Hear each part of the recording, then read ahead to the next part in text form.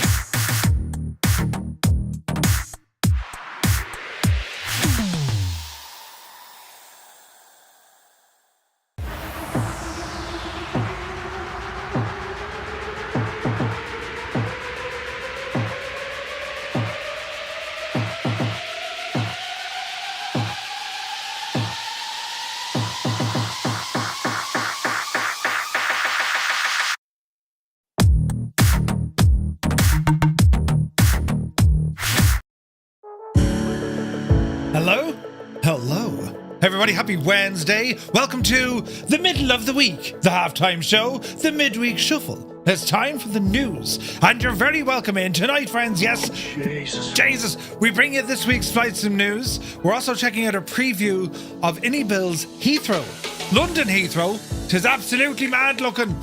We're also going to be checking out the updated for Flight Sim 24 from Orbx. It's the Idaho Fire Lookouts. Yeah, it's interesting in Idaho. Look out for it. Also, the freeware Hawker Sea Fury got a nice update. We're going to check it out as well and explore some of the SayIntentions stuff, in particular their main map. Looking forward to this, lads. Do you know, I've literally just got this scenery. I was in Heathrow once and I wasn't a fan. We went to Terminal 5. Jesus, we cut it fierce close now. It was coming back from an expo. Do you know? Anyway, hope you're all keeping very well. Right slap bam in the middle of a week. And I had a day today. Jesus, why are Wednesdays always the same? Do you know? Started off in work, it was bananas. Then my dad had a problem with a printer. Then I tried to do, remote tech support. Team viewer, yeah, see that team viewer, do you? You see it? It didn't work at all. So, yeah, that's broken. What else did I do? It was just a mad day. It just didn't stop.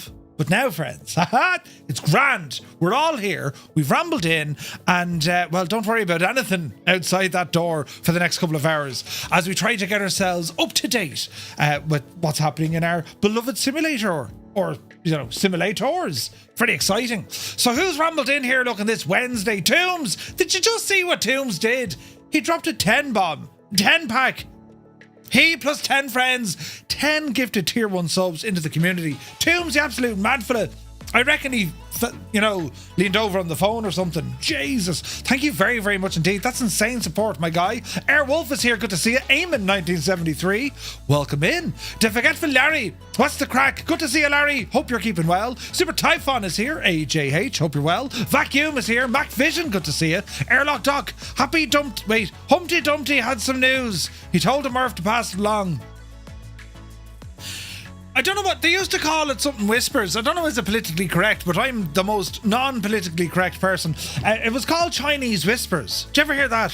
So it started off on the front line. Send reinforcements. We're going to advance. send reinforcements, we're going to advance. The next fella, send reinforcements. By the time I got down to Paddy at the end of the line, send 3 and 4 pence, we're going to the dance. Brilliant. Chinese whispers, lads. It's all ahead of us. But anyway, who else come in the door? Soaring AJ. Very welcome aboard. That was a great one. On fire. Right? If that's the sort of comedy and wholesome entertainment you strive for, well, you stay tuned. Right? Painful. I can actually hear people going like that. You know the gif. You know the gif. Don't call them a gif. You know the gif. You know the one. Everyone's like face planting themselves. But anyway, but moving on to more important things as Fierce Wolf rambles in, looking fierce and wolfy. Fierce Wolfie this evening, so he is. Good to see you, my guy. Who else come in? Nutty Slack, good evening. Happy Woden's Day. Wait, Woden's Day. Whose day? Viper Strike is here, good evening. He says, explored a plantation and botanical garden. Peter Janey then, that sounds very nice.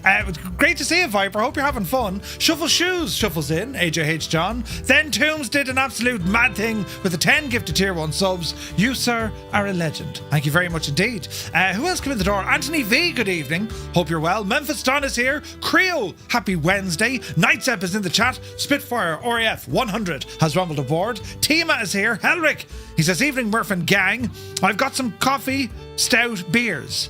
So now I'm all set for the news. Top of the week. Coffee, stout, beers. Jesus, I've never heard of it. Sounds nice. Right, Jesus, it's gone pretty colourful or something in my background. But yes, sounds lovely. APU Inspector, good day to you. Viper says, also guys, I saw a Skoda today and it was scrapped down in a wreckage facility. Ara, you must have been getting sunburned or something, Viper, I'd say. Little Trader, good to see you. Captain Sick Bag is here. How's she cutting? You're looking well. Right, over here now, look. Toto2495, happy Wednesday. Old Veteran 965 reports Wednesday. Hope you are ready for a lot of talking and learning. A lot of talking. To exercise the jaws. Yes. Old Veteran on a 7-stream streak, no less. Thank you very much, Scott. Right, let me see. Muse Fan is here, bursts in the door with his head. He says happy... No, he doesn't. He says how he is... He is mad jokes. He is...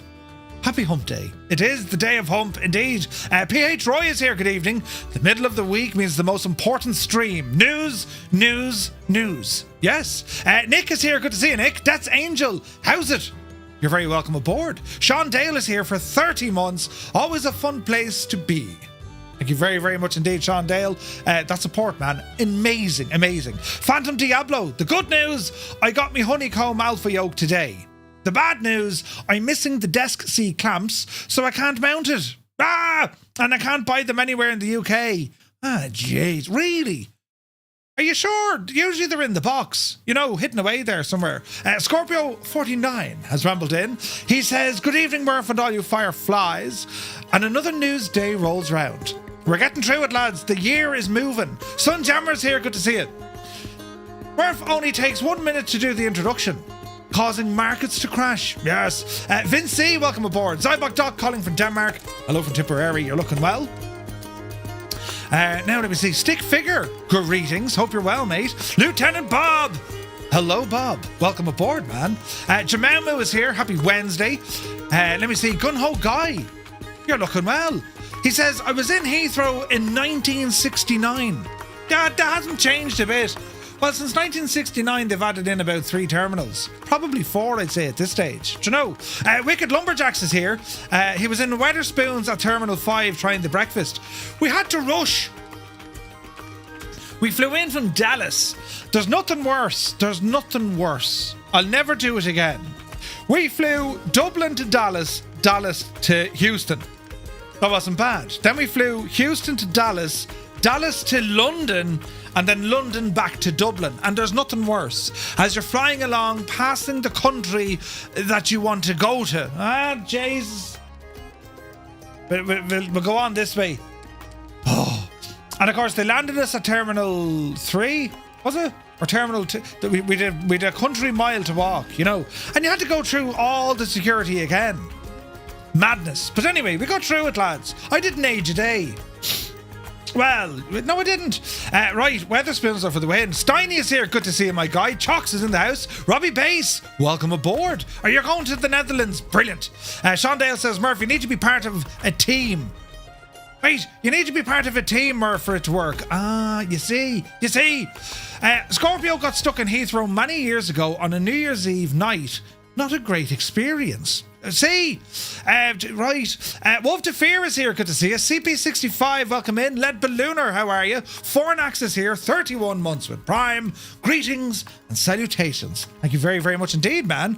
Linny Bobbins, I used to play Chinese Whispered with me pals. Nostalgia right there. I'm telling you. We come to this place to reminisce. Pyrotech is in the house. Good to see you, man. Imagine JPG. Good to see you. Liptorius is here. Out here in the suburbs. Good evening. You're looking well. Right, what's happening now? Night's what happened? Idle Cutoff says, grandson passes driving test, first go. No more early starts running him to work for me. Great success. Great news, Idle Cutoff. Now let me see. Tony Anthony, welcome aboard. Tomb says, Mr. Murphy, I have an admission. My friend tried pancakes topped with curry and it worked. Wait, what? No, pancakes with curry though. Jesus, I don't know about that now. It's very savoury or something. Pancakes with curry, lads. On a night out, sure. Assidious, good to see you. Hope all is well. Was on eBay, purchased second hand for a paltry £110. Jesus, there was nuts and bolts on that. You should have flew back the same day as me. I got a direct Dallas to Dublin. Yeah, but you went home on... Wait now. You went home on the Wednesday. I came home on the Saturday, I think. Do you know? But yeah, it was mad busy. Heisenberg is here. Good to see you. Captain Sickbag. Jesus, 1,000 bits. He threw his bits into the air for all to see. And they landed where they wanted. Bloody hell. Captain Sickbag, thank you very much indeed, man. Schultz is here. Good evening. Hope you're well. Light Bison, welcome in. Enjoying a nice cold cider while watching your stream. Cider, you say? I can't tell you that joke. I'll tell you when you're older. Yeah, don't even go there. I heard that over the weekend. Just let's not go there. No curry on pancakes at all. No, Jesus, no. Chicken curry pies, says it. Chicken curry pies, though. 777 is here. Me, the wife, and our sprawly Thor say hello and woof woof respectively. Hope all is well with you and the fireflies. Good to see you, 777. Light Bison says pancakes are best with strawberry jam and cream. We're still, that actually sounds all right. We're still on with the pancakes. This is great news altogether. For any of those in the pancake industry, we're still talking about it, you know. Alan Black, good evening. Dreamy, sleepy, nighty, snoozy, snooze. Colonel Fork is here. The lights immediately dimmed. He's like the Undertaker. Right? He just walks in. Jesus, who turned off the lights? Good to see you, man. Alan Black, good evening. Virtual Flight Diaries, hello. Mrs. TPHI is here. Dave Cleary, legend Dave. Welcome in, Dave. Let me see. Vanio, welcome aboard. Northland Air is here. Fernando is in the house. Steve Stavros, welcome aboard. Uniform Goose, hello Goose. You're looking well. Andrew Curry is here. Good evening. Robert Harrison, hope you're well. Fly, US Marine Corps. Welcome aboard, man. UTV and Ham, good to see you. Chilly, Wisconsin, checking in. Hello from Tipperary. We'd like 9 or 10 degrees today. It wasn't, it was nice out. You'd want your jumper, though. Leonardo Da Vinci is in the house. Good to see you. Let's go there. Who? What? Who? Says Mrs. TPHI. She's giving out to us. Let's go there. Zang. Brilliant. But anyway, I had bacon and maple syrup pancakes. Bacon and maple syrup, so interesting. Had to make my own pancakes yesterday, says Scorpio, topped with mashed banana and half a squeezed lemon with some honey. To be fair, Scorpio, I wouldn't have thought anything less. For a man of your stature, that sounds like a very good pancake ordeal. Banana, squeezed lemon and honey. Jesus. It's 14 degrees here today. Temps are going up through Friday. 14 degrees, Scott. No better breakfast than steak, eggs, and some bacon. I always found that mad that Americans have steak for breakfast. Like a big log gives beef. Throw it on there. Do you know? We don't have steak for breakfast unless you want to have a good one of the day. You have your dinner in the morning. Banana and Nutella, says Schutz. That could be nice now as well. Washed down with a pint of milk. Oh, yes. That's what we want, lads. Patrick is here. Good man, Patrick. Hope you're keeping very well. The what was it anyway? So iniBuilds Heathrow, we'll be checking this one out in a while. It's a pre-release. They're going to be releasing it very soon, and the scale of this place is absolutely gargantuan. It's friggin' huge, right? So we'll be checking this one out shortly. But I also want to show some features with SayIntentions. Each week I want to kind of dive into what it is that they're working on, because there's so much going on there. And when I was chatting to Brian, I was like, Brian, right, what to cover? And I kind of had to stop. I was like, whoa, wait, no, that's too much. What about the map? He said, yes, we'll go with the map. And then there's like 20 things all about the map.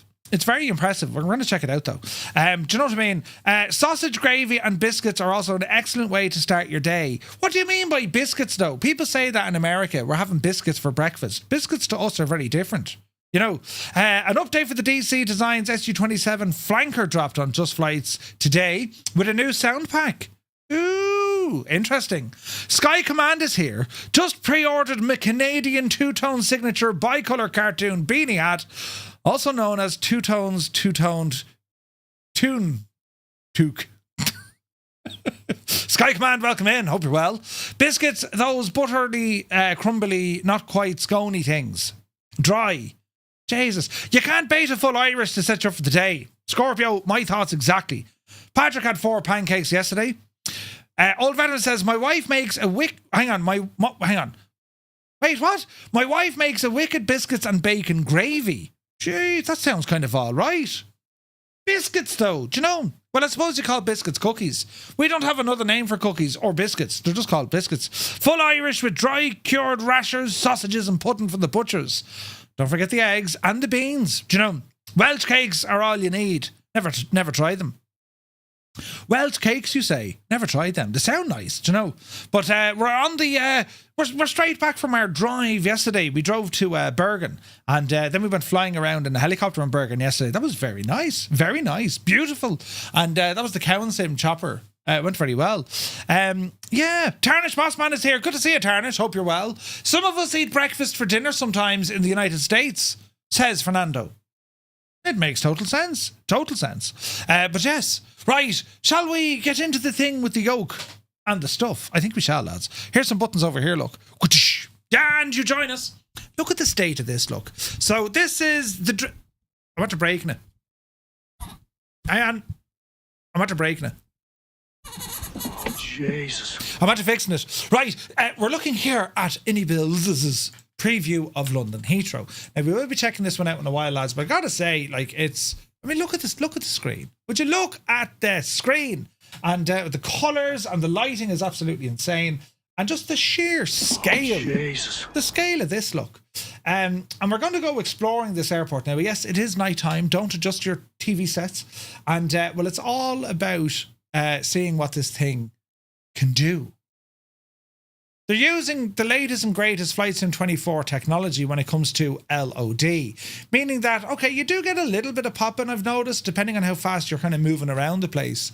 But it's quite the thing. So it's a brand new release, or indeed, if you have the 2020 version, they're doing an upgrade path. I have some details on it now in a little bit. But we will check out the airport in a lot of detail, lads, because I know this is on literally a lot of people's radar, so we'll really delve into it. Bearing in mind what we have here, this is pre-release, so if you do see anything weird or wonderful, or maybe if there is an issue, I'll be sure to report it all the way back to iniBuilds, because that's what they're working on, you see. So we're going to pause the simulation here as it goes back to me Cessna. That's hilarious. And we're going to go over here, not to that button, but to this button, and this, friends, is where we have the news.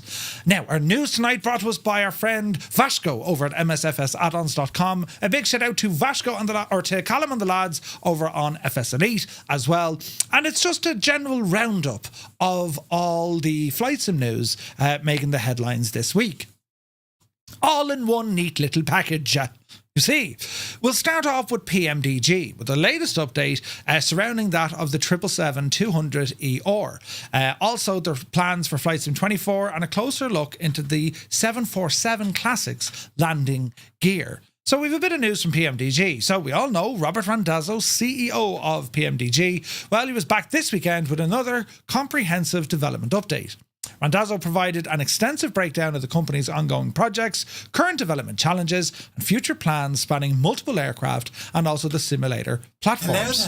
So the 777-200 reaching its final stage, and the next variant of the 777, the 200, progressing well through the beta testing, significant focus being placed on validating the engine performance metrics across all engine types, and the development team have been meticulously tuning parameters, including the EPR, N2, fuel flow, thrust values and other performance characteristics for each of the 3 engine manufacturers. They include Pratt & Whitney, General Electric and Rolls-Royce. Nomad, good to see it. Visualize is here. Welcome in, man. Robert emphasised that each engine variant will feature subtle but noticeable performance differences, accurately reflecting the real-world counterparts. Additionally, each engine type is receiving a unique sound package to provide what Robert described as a greater symphony for your ears. We do love the sounds. Initial testing of the 777-200 is already underway, with plans to expand the beta testing to the platform in the coming week. PMDG will release the aircraft simultaneously in both 2020 and 2024, with a single purchase granting access to both versions. The release package will include about 30 liveries, and they'll all be managed through the newly updated Operations Centre, which will launch shortly before the aircraft's release.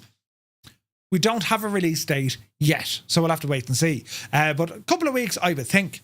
As for the 777-300 extended range and the freighter, well, alongside the 200 release, PMDG is rolling out updates for the 300 and freighter variants. The updates will include sound enhancements, various fixes, and also compatibility adjustments for Flight Sim 2024. Customers who already own the aircraft in 2020 will receive the 2024 version at no extra cost. Nice one, because I bought it. The DC6 has cleared technical hurdles for the sim. This is great news. They resolved the previously reported technical difficulties affecting the DC6 compatibility. Earlier testing had revealed problems resulting in very laggy and stuttery animations and indeed some poor performance, but these blockers have now been eliminated. Right, so it's not necessarily delivery. Team is currently working at speed to complete the DC6 update for Flight Sim 24, focusing on the adjustments to the lighting, the illumination, and the emissive qualities for various luminous surfaces within the flight deck to ensure proper appearance in the new sim. Development is progressing swiftly, with beta testing anticipated to begin soon. This is great news. I mean, the DC6, one of my favourite aircraft, it's an absolute class act, and to see this now getting properly kind of fixed for Flight Sim 24, this is great news, you know. So yeah, looking forward to this. Mr. Dan, good to see you. As the 777 family, existing owners of the DC6 will also receive the 24 version without an additional purchase. The 737 series, the status of it, and also the elusive MAX. Robert provided less detailed information regarding the 737 transition into Flight Sim 24, noting it was still a bit too early to speak on the product's life cycle in the new sim.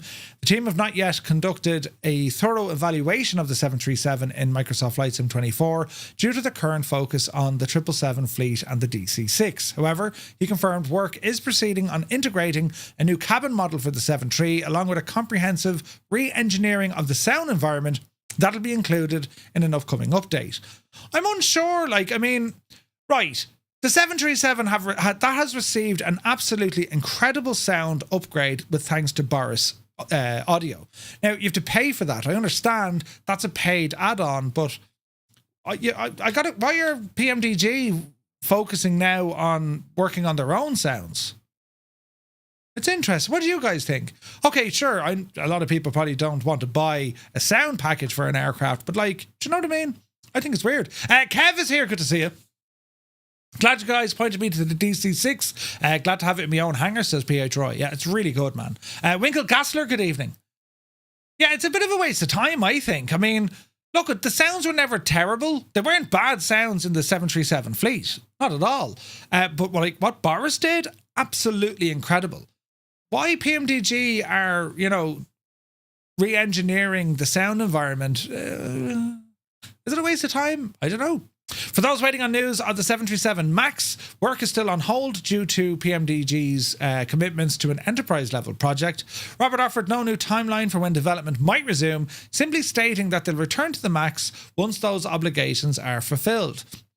Again, lads, this kind of comes down to the whole kind of Airbus story as well. Like, think about it. The iFly 737 MAX, in my opinion, the best simulation of a 737. It's excellent. It has the sim qualities, as in it has the user ability, all the little features that we like. It has the connectability with all our apps, and the performance is just incredible. And it's a great airplane. Is there room for another 737 MAX? Do you know what I mean? It's like, oh, look, there's another A320 on the way. Huh? You know. Anyway, Robert dedicated a significant portion regarding the 747 series. Now we're talking. Reporting that work is coming along nicely. Systems integration for the flight engineer panel has begun, along with sound sourcing and other core development tasks.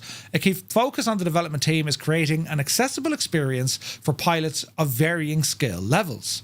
Recognising that many users might find the complex flight deck of a classic 747 intimidating, but PMDG are implementing progressive levels of assistance from virtual co-pilots and flight engineers. We've seen that, of course, with the DC-6, so interesting to see what they do there. If you want them to handle all the difficult bits, all you'll have to do is fly the airplane like you would a 777 and the flight director showing. They'll manage the rest at your command. If you want to take the high-end approach and move every switch yourself, well, you can do that too. I'm liking the direction of this. The landing gear, this is some of the just some of the graphics of what they're working on and the detail when it comes to the 747. The classic variant, it's a beautiful airplane, but like, Jesus, that engineer station, lads. Right. Robert also shared several untextured model images of the landing gear for the 747, highlighting the level of detail. The dev team currently focused on building both the 747-1 and -4 variants, and potentially the most visually detailed PMDG product yet created, noting that being built from the ground up with Flight Sim 2024 in mind. Development has been taking place since Flight Sim 2020, and the team is preparing to transition to Flight Sim 24 due to the improved development tools. As for which 747 will release first, we're not quite sure. While the 747 visual models are behind the classic in development, the systems code for the 744 is further advanced. Interesting.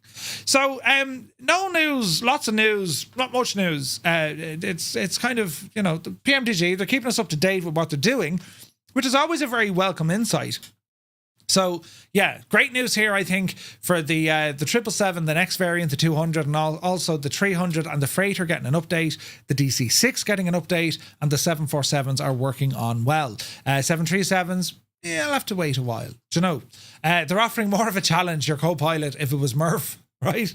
Now, the freeware, our beloved Scrapyard monster, the popular Scrapyard monster from Flying Fries, has been updated to version 2.3, working now in Flight Sim 2020 and Flight Sim 2024.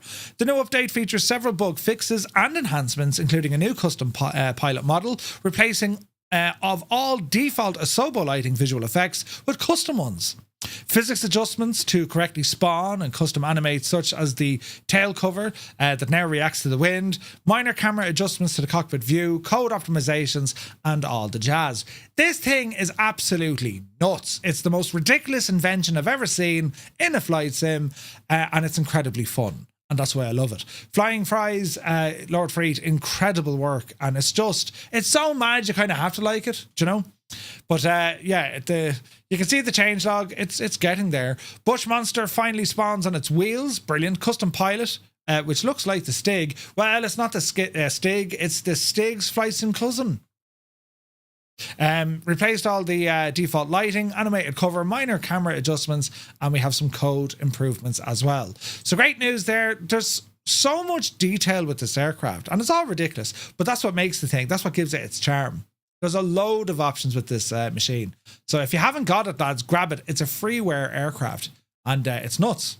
Now, moving on, Barelli Microsoft Flight Sim add-on release Venice Marco Polo. The airport has now been released into Flight Sim 2024. They released their latest Italian scenery with the release of Venice Marco Polo. We have a little video here, we'll have a look. The airport, Lima India Papa Zulu, located on the mainland, about 4 miles away from the commune of Venice. In fact, passengers can ride a water taxi from the airport to the heart of Venice and only charge them €97. With the city, they don't, it's 106. With the city of Venice being a major tourist destination, the airport has flights as close as mainland Europe and as far away as South Korea. In addition, Venice Airport serves as a focus city for EasyJet, Ryanair, Volatil, Wizz Air, and a few others. And as of 2024, well, the airport was the 5th busiest in Italy, a testament to the importance of tourism in Venice.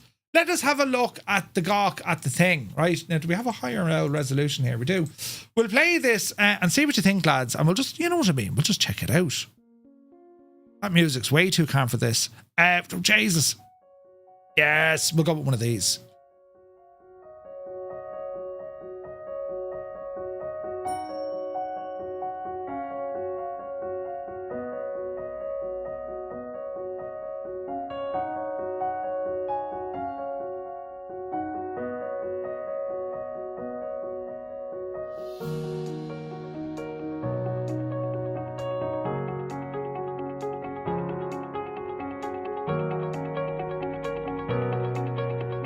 Be goddamn.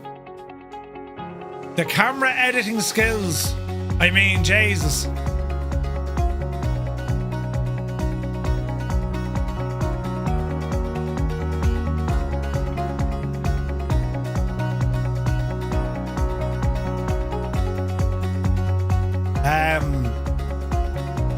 Right. Let's give it a second. It might shine.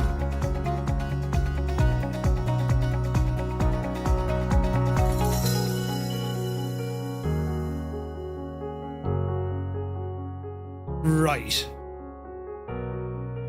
Well, I think it's fair to say that's how you don't make a video preview of your scenery, because there's things popping in, the lighting's all wrong, not a cloud in the sky. Mother of Jesus, when do people learn? Oh, why did it? Why? Not the best of kind of, right?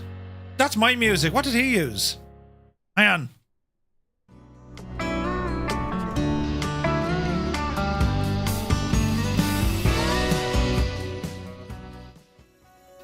Right. Well, Oh, Jesus. Right. Like the pictures look better than the video, and that's a rarity these days, isn't it? Jesus. Everyone has to start somewhere. Now, make scenery, not the videos. Do you know, I don't make scenery. If I did, I'd be crap at it. That's why I don't do it. But like, it's €17.49. Hang on a second. Pull up the handbrake now. €17.49. I've said this before. Scenery is getting more expensive in the sim. And okay, where's the features? It includes all the key features of a flight sim scenery, including detailed and up-to-date modelling, customised jetways, various ground scenery objects, and more. With the coast situated next to the airport, Venice Airport serves as a beautiful stopping point. There's no doubt it's in a beautiful location. And yeah, that's pretty cool with the, you know, the water taxi stuff. I don't know, man. Like, when you're competing in a world of scenery, Colonel Fork, I will argue that until the friggin' dogs come home, because, like, if that's the case, why release it at that price? Do you know what I mean? Like, what? Come in lower. That's what gives you a start. Do you know what I mean? Like, yes, of course, people, you got to start somewhere, but, like, that's the sort of stuff that damages friggin' developers, I think. Like, you're almost as well maybe not to do a video. Because if you see the video, like, the video will always show you way more detail. Like, the pictures, lads, the pictures are actually nicer than the video. That's my 2 cents on that. Do you know? I don't know. It's a little bit kind of dear, though, isn't it? It's just a little bit expensive for what you see. And, like, just, it's not to take away from any of the work that, you know, they've done, but, like, Jesus, lads, there has to be a certain level, doesn't there? $17.49, that's a little bit up there now. considering what you get from Burning Blue Design, considering what you get from iniBuilds. Okay, iniBuilds are huge, but like other kind of, you know, other scenery developers. But anyway, listen, Venice Marco Polo Airport, it's released now over on Sim Market from Borelli. And look at if by all means, guys, if you're interested in it and you want to check it out, well, sure, we'll definitely check it out and see what it's about. I don't know, it's just why the videos, Jesus. Anyway, moving on. Digital Flight Sceneries releases Polska Noah Vise, I think it is, for Microsoft Flight Sim, Echo Papa Oscar Papa.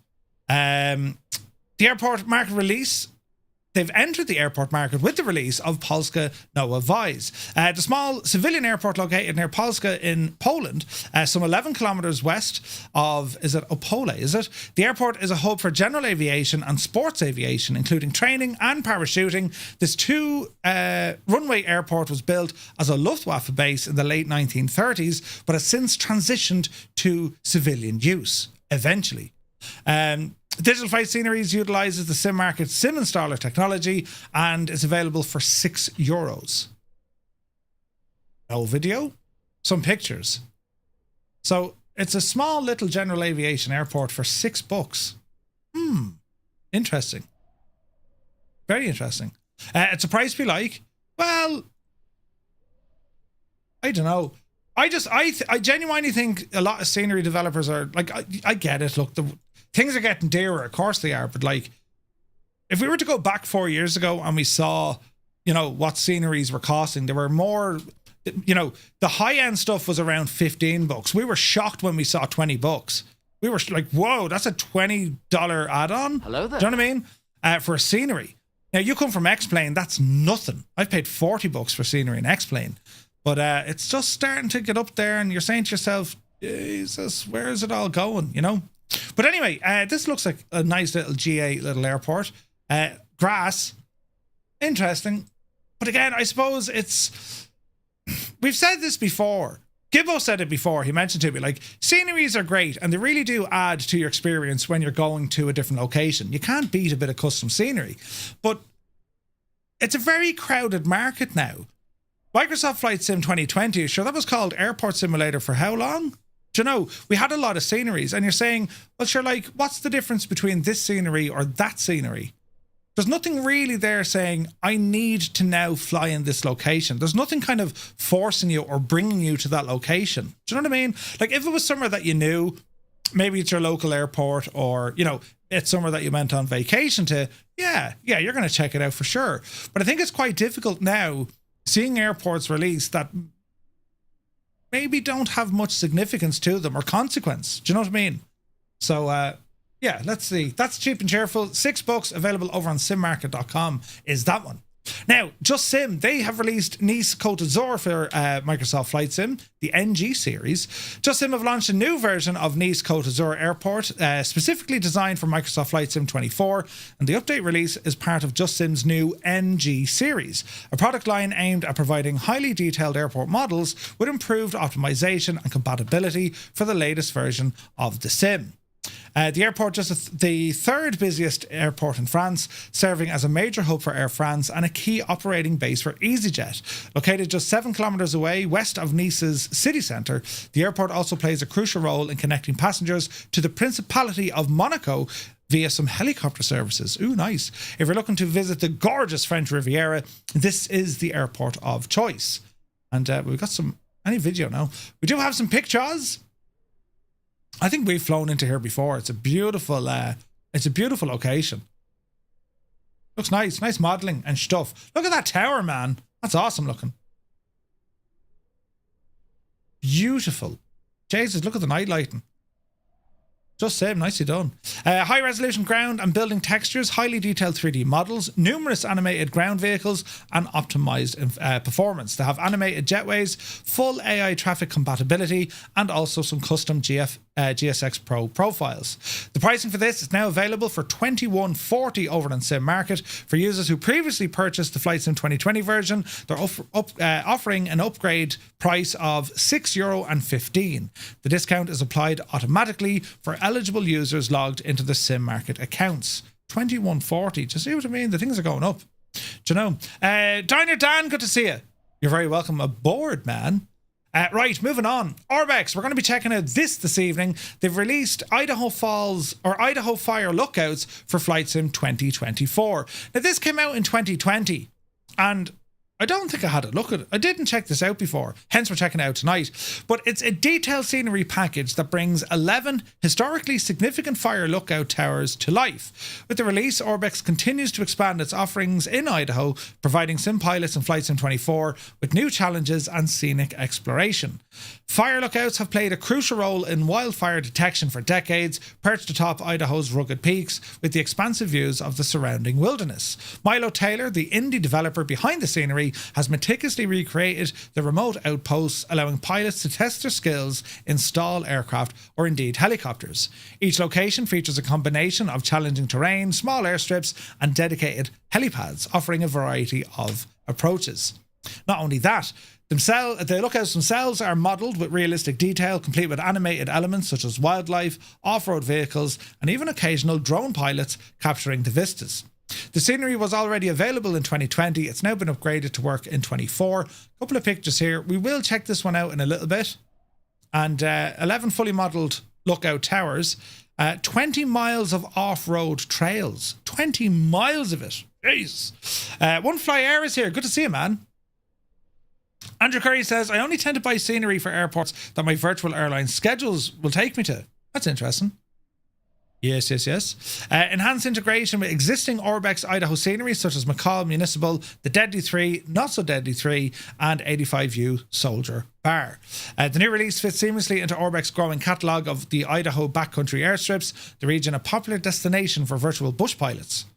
It's available to purchase now on Orbx. If you already have the 2020 version, the upgrade is free. I think this is like 17 euros or 16 euros, I think, over on Orbx. That's where I picked it up, which was interesting.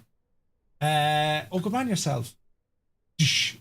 There's a button. Hot off the press. Or off the press. I didn't say it. The F70 /100 professional. The Fokker 70 and 100 regional jets from Just Flight. Announced in 1983, the Fokker 100 first flew in 1986 and it entered service in 1988. The shorter variant, the F70, followed in 1993, and production of both aircraft ended in 1997. The aircraft proved to be popular and entered airline and private services around the world. The Fokker 70 were flown around the world by over 20 different airlines. Ooh. Interesting stuff. Hang on a second now. Is it out or are they just kind of talking about it? We're excited to present for Flight Sim 2020, lads, the Fokker F70 Professional. Ooh, nice. So this is in development. This is news of what they're doing. Where's this now? Just Flight absolutely knock it out of the ballpark with the features of these regional jets. I still have to fly the, whatchamacallit? The F-28. Colonel Falk was like, we're flying this. I was like, yeah, didn't have it. Or I didn't have it installed, I think. So, yeah, we're going to be checking out that one very, very soon. But the F-70 and also the 100 will be supplied with a range of liveries from around the world, reflecting the wide and varied airline service. All the lighting, all the sounds, they have their own WY sounds popped in there as well. Detailed equipment audio such as the APU, brake fans, electrical systems, and so on. Comprehensive PDF manual. You're getting a lot of stuff with this aircraft, look. Tons of stuff. So, yeah, awesome news there. Thanks for that, Zith. We shall move on. What have we got here now? Greenland. So, we got a new release for some Greenland scenery, right? And this one coming in from FSim Studios. It's Nook, or is it Nuke? We've flown to here before. Anyway, there's a few of these sceneries on the way. I'm almost certain MK Studios are doing one of these. Almost certain. But anyway, a few weeks ago, part of the FSim Studios team embarked on a research expedition to survey some airports. What started as a routine trip turned into an unexpected adventure when bad weather left them stranded in Nook for several days. But instead of waiting idly, they turned the experience into something valuable for the flight sim community. A detailed rendition of Bravo Golf Hotel. And Zith, not Zith. He got it right. It said Zith. Wait, what? There was a dev update today. Nice. It's based on an extensive in-person survey conducted by the developer. The latest release offers the most up-to-date version of the airport, reflecting its major transformation that took place in late November 2024, when the airport officially opened its new 2,200-metre runway and also a modern terminal. Jesus, that's going to be handy when we're doing the Bremen. Now serving as a hub for Air Greenland's A330neo and Dash 8 fleet, the airport has evolved into a true international gateway, with scheduled flights connecting it to Canada, Iceland and Denmark. Even more exciting are direct flights from Newark, and additional European destinations are expected to launch by the summer of this year. Ooh. I remember flying into this. There wasn't actually much there. As in, the default scenery didn't do much. Man alive, look at that terrain, look. Eek. Hello there. That'll be interesting for sure. RFA, thank you for the follow or the subscribe. You're very welcome in, man. That looks nice. Brand new international terminal, sharp textures, handcrafted terrain, runway lighting. They also included several points of interest. The city's tallest building, the HHE Hotel, a shopping mall, and so on, including a stadium. Oh, that's a great shot of it there, look. Sweet. What do we have here? So, the airport adds another essential stop for your flights across the North Atlantic, available now on Sim Market and Contrail for around €18. 18 quid for that one. But there's a lot going on from what you can see. That might be one now to look at. But I do know MK's... Is it MK's? No, MM Simulations, sorry, are doing it. MM Simulations. Do you know? Murph 6 Knots have given us free file that is 2,200 meter airfield. Ooh, nice. Yeah, this looks pretty good. This looks good. Now, Microsoft Flight Sim 2024 Career Mode is more popular, get this, than Free Flight.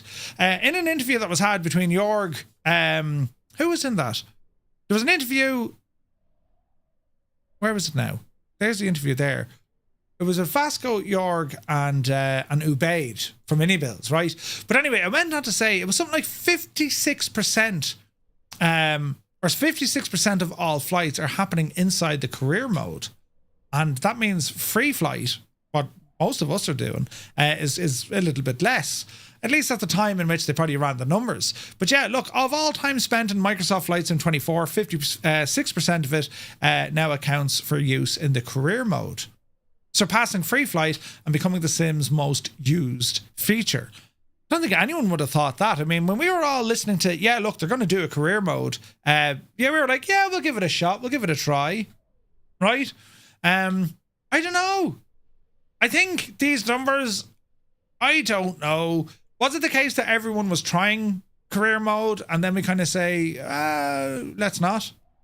Right now, career mode accounts for about 56% of all time spent in Flight Sim 24. That's more than free flight, which honestly surprises me, says Jorg. When we were originally forecasting, we expected career mode to take about 30%, but it's at 56% right now. That's crazy. Just goes to show how much folks wanted that career mode. You know what I mean?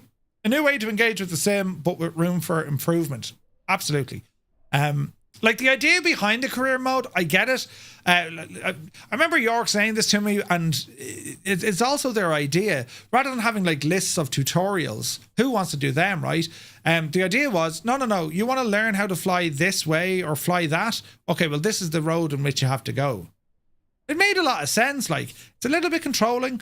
And there's another article there that Vasco wrote saying that, well, maybe the missions won't be just locked to career mode.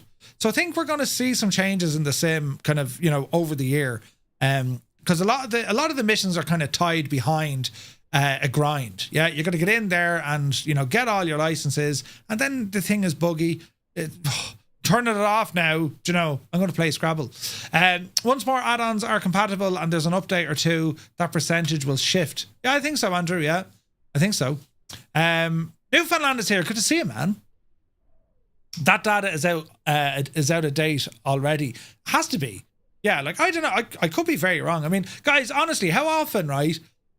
How do we do this now? I should do a poll. But how often are you flying in career mode? Sometimes, not at all. Just a quick response there. Let me see where you guys are at. I mean, when you boot into your flight sim in Flight Sim 24, are you going into career mode, or is it just free flight? You know what I mean? In a box, man, good to see you. Not at all. Colonel Fork, you haven't touched career mode at all. That's going to be its own series. It just is. It's going to be its own series. Colonel Fork sits down to do career mode. Bring a swear jar, a pint of Guinness, and patience. I didn't touch career mode until very late on, and I spent an entire day doing it. We did one full day doing a stream, and I'm not going to lie to you, I really enjoyed it. I really enjoyed it. Put a smile on my face. Yes, the sounds weren't great. It was all, today we are flying over this place I remember since I was a child. Like, what are you trying to say? Right, it was terrible. But I like the idea of it. I like the way you can level up and progression, and it was a lot of fun. It was a lot of fun. And I think it has massive potential. Like, off the charts potential, what this thing is, you know? Where's this now? There's absolutely no convincing me to touch career mode. I'm not interested. 6 digits in US dollars and I'll think about it. Right. But what if you could, well, yeah, I don't know. I think there were certain things they could have done in career mode that would probably entice a lot more people. You can't, there's no combat. But like, what if you wanted to be a fighter pilot or, you know, an air show pilot? Just doing aerobatics. But how do they, you know what I mean? Like, there has to be ways around it, do you know?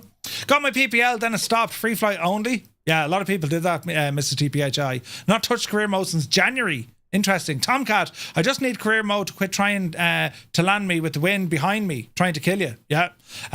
Diner Dan says, I don't need the career mode because I use free flight as a proud member of Firefly Air. You're back in the will, Dan. Brilliant. Kip on the ground. It's great. It just needs content, aircraft missions, and obviously bug fixes. It's the only one where you feel you own the plane, but wear, tear, features, and damage. Yeah. Never only free flight. It's interesting. Here with Paul, 0 now. Tried it during the first week. Back to free flight with third-party career. Interesting. Same with Gunho Guy. Fly most in career with some free flights. Interesting. Very interesting. I can do a lot of things I want to do without career mode. Yeah. Like, look, it's interesting seeing your feedback. I think I'm pretty much in the same category as you guys. I've tried it. Yeah, I've kind of left it. And again, Jorg said that. That's even on an interview that, you know, we have. It was like, I think a lot of people are going to try it. Maybe they won't stick with it. They kind of knew that. The firefighting missions is great. I haven't even got that far, Cyrus. Good evening, Cyrus. I think that's going to be fun to do. They need to do more than squash the bugs. Yeah. Like, isn't it David in Asobo?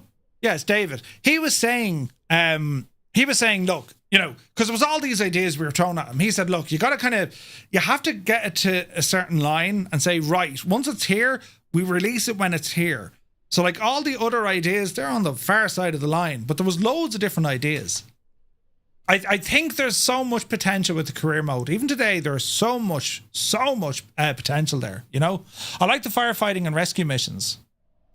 Cyrus has completed the career. Jesus. Did everything work, Cyrus? Lunar Orbit says, career mode is there to give people a purpose and a reason to visit airports they wouldn't usually consider flying to. Yeah, I agree with that. Sure. Cloud Strider says, enjoying a pilot's life on Neofly in 2020. Career mode does not look enticing. My career mode and free flight crashes all the time on Xbox, says Mystic. Jesus. Yeah. It's too buggy. I don't want to risk hours of flight sim time to have some issue render it all wasted, says Elf. Hello there. Flight Sim Max, welcome in. Thanks for the follow, man.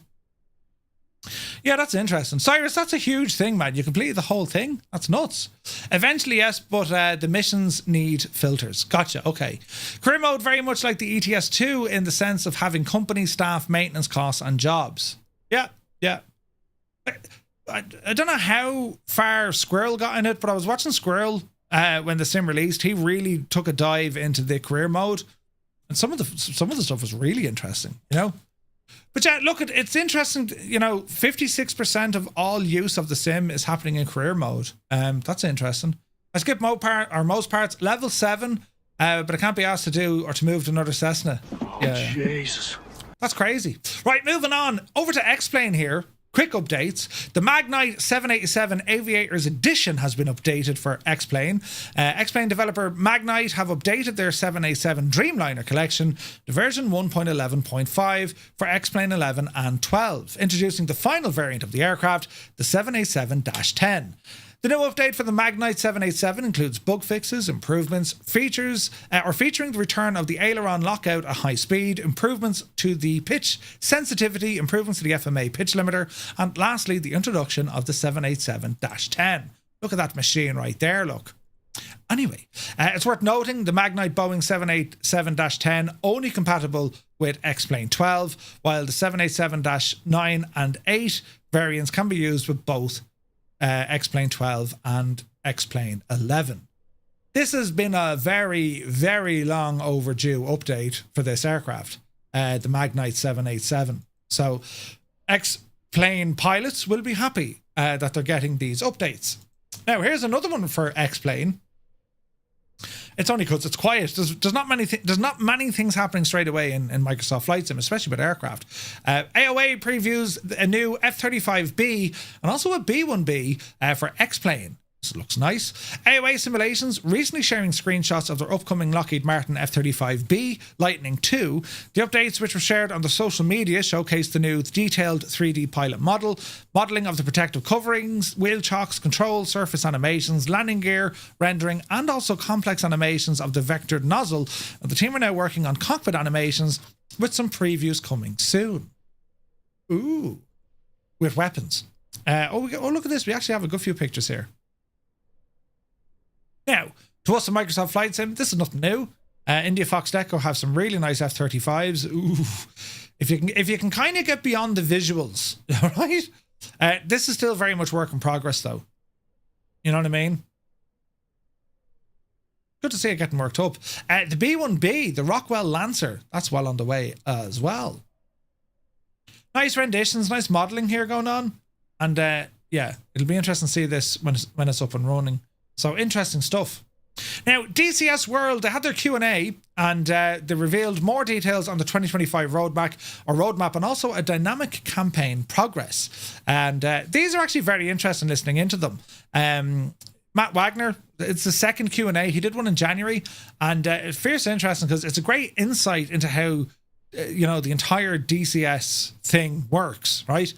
Anyway, Wagner's new Q&A session tackles pressing questions from the community following last month's initial Q&A video. So, dynamic campaign system.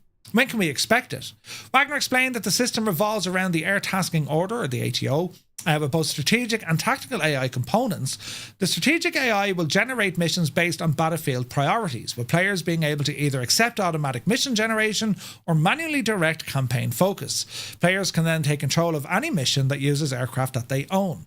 The system will model logistics chains and supply vehicles moving across the map, making interdiction missions a key element. Wagner hopes to show something for single player by the end of this year. So it's an evolving mission, effectively. That's what it is. Wagner addressed why Eagle Dynamics chose to develop an F-35 before they looked at the Super Hornet and how they're approaching a modern aircraft without traditional documentation. I don't know, is this story true? But wasn't someone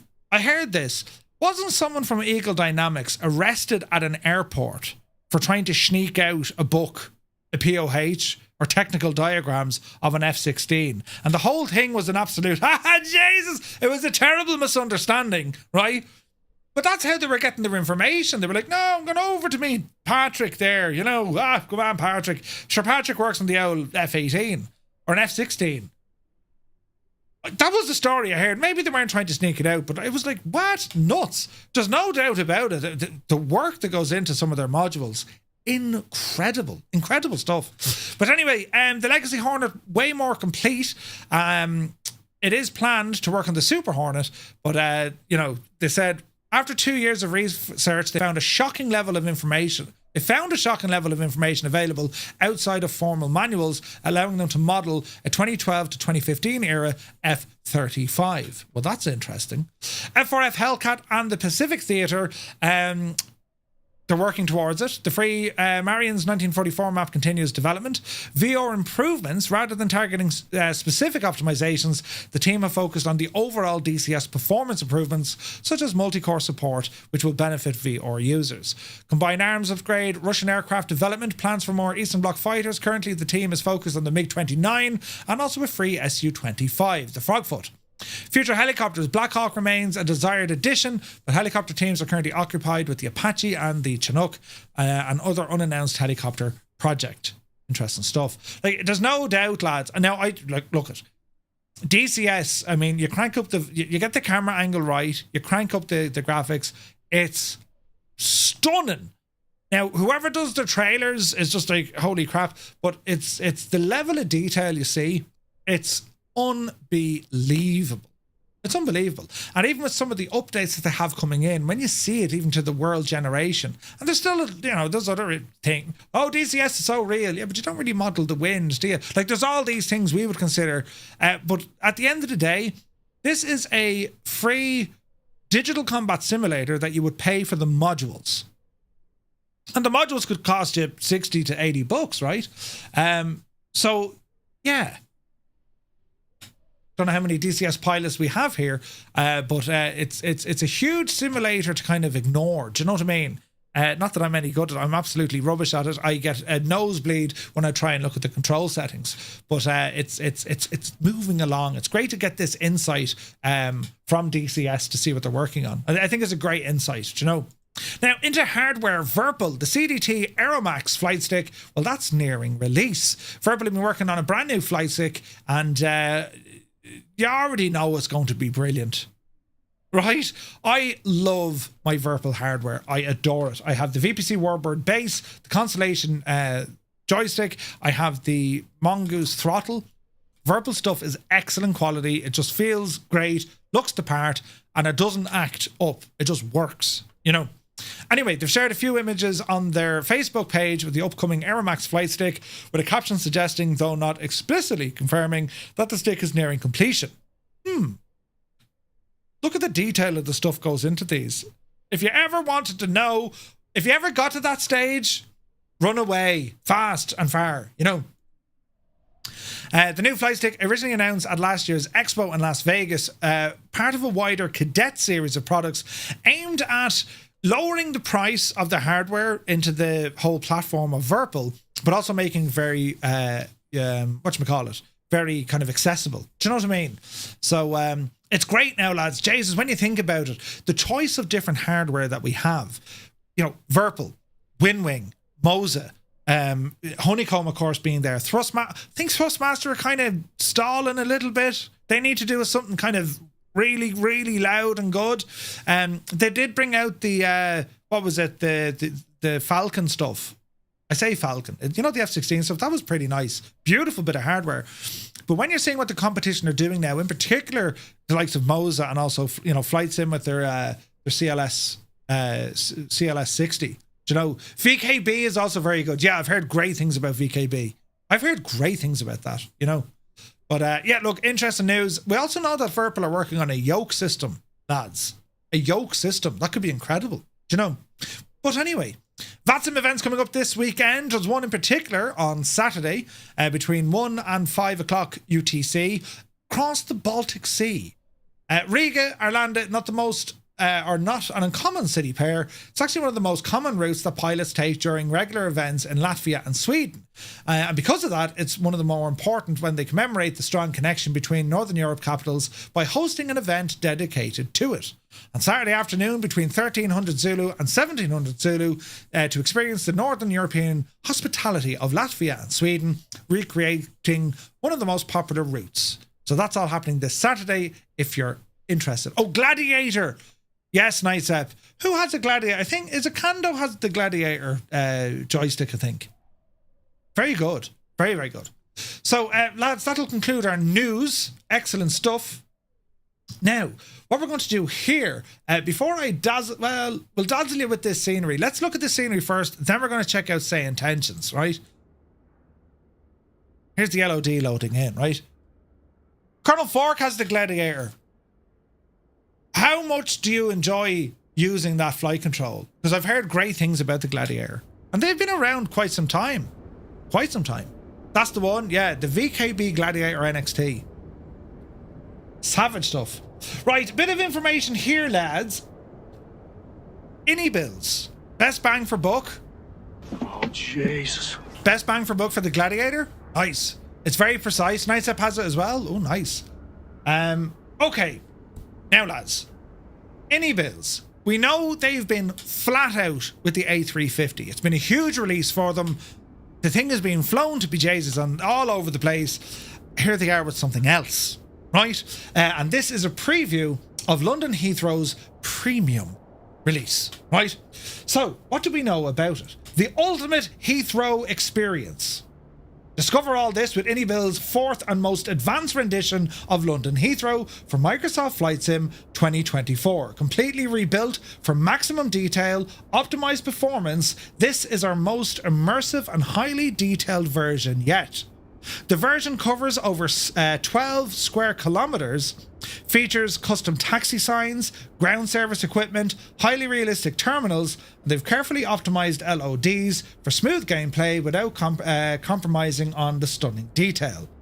There are 80 plus airlines and routes to over 100 destinations. The possibilities are endless. Handmade ground textures with crisp, bespoke texture sets for runways, aprons, paths and roads. True-to-life airport landside recreation with custom ground decals, signposts, vegetation, parking barriers and more. Accurately modelled and positioned dynamic airport lighting. 180 plus handcrafted models featuring custom-made buildings, vehicles and objects. Walkable Terminal 5 interior full of fully immersive experience. Walkable. Fully remade terminals with all new textures providing a fresh modern appearance. The Big Jet TV integrated into the scenery from his famous spotting locations. Dynamic animations including ATC elevator movements, radar rotations and air conditioning units in action.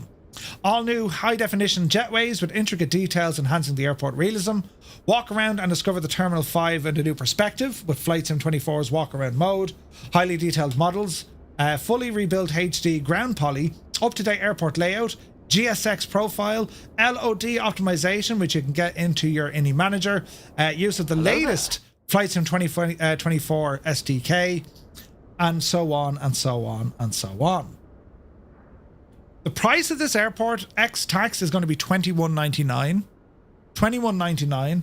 The upgrade price is $9.99 if you owned it already over on Microsoft Flight Sim 2020. This is a big upgrade. But let's see what it's all about. Willem FS, good to see you. Right, who here has Heathrow already in Flight Sim 2020 from iniBuilds? Now I know it's nighttime, don't worry, we'll make it daytime as well. Cost of EGDL 3% to ini, 97 for Big Jet TV, right? A lot of you guys have it? Okay. Well, let's just go check out some of the smaller details. So they mentioned the jetways, right? Like, Jesus, lads, look at the lighting even. Look at the detail on the friggin' jetways. Now, again, this is pre-release, so if there's anything kind of mad, I've noticed one or two small little stores. I will be feeding that back to iniBuilds, don't you worry. But it doesn't happen all the time. But like, look at the detail here, look. Jesus. That's a jetway, like, you know what I mean? You can walk around Terminal 5, you can. But it is getting silly now with detail, isn't it? It is getting silly. What's my FPS? 70 odd, 80 odd. 80 odd. 80 odd FPS. Now, granted, there's no vehicles or aircraft, you know. Moloch, good to see you. This is purely exploring, lads, right? Right, will we come on over here a bit, look. And I think this is giving you a nice indication of how good the lighting is, because you're going from an external lighting, see the nice purples up there, and then you're able to see the internal lighting. Can you guys see that? See the internal lighting of the building? The difference? I mean, bloody hell, lads. $9.99 sounds fair for the upgrade. Probably doesn't include taxes. Correct. $9.99 without taxes. Yes. Is 80 odd FPS better than 80 FPS? Brian Crawley, good to see you. Did Pirate give him a hand? It's up there, isn't it? This is up there. Like, Jesus, there's detailing going on all over the shop here. Look.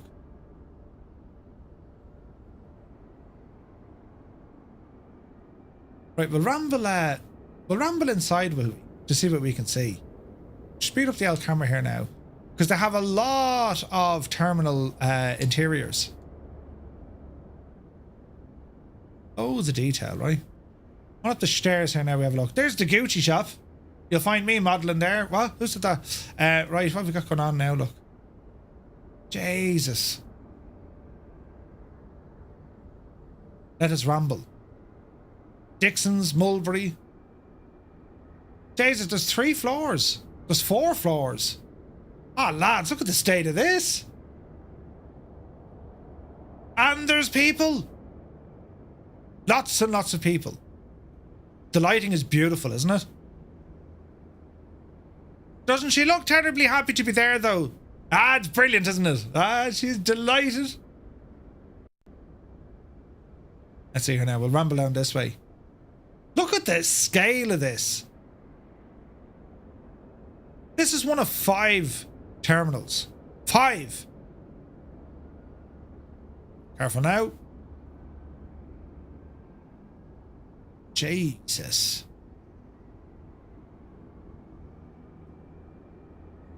There's the local Starbucks. Like, look at that, look. The scale. This is just one terminal. Bloody hell. Pleasure Beach, Connor. Good to see you, Connor. Welcome aboard, man. So you can see this LOD thing. iniBuilds are really working on that, because they figured out how to do this modular adding stuff on. Do you know what I mean? So you can see where the sim is like, oh, you want to go over here? Hang on. Poof, there you go. So you can kind of see that pop in. I think anyway. But Jay, look at the lighting. Isn't it very good? Excellent. Right, let us leave this terminal there. We'll go down to the girls. There's Jenny, Lenny, and Pesteni. Brilliant. All the gate numbers are correct. Look at that. There's another Starbucks. Another Starbucks. See that LOD? Isn't it interesting? Yeah. Right. On out here. Whoosh. Jesus, look at the lighting out here. Ah, man, isn't it gorgeous? And you think that's something? Wait till you see what I do here, look. If I make it raining. Well, sometimes this doesn't work.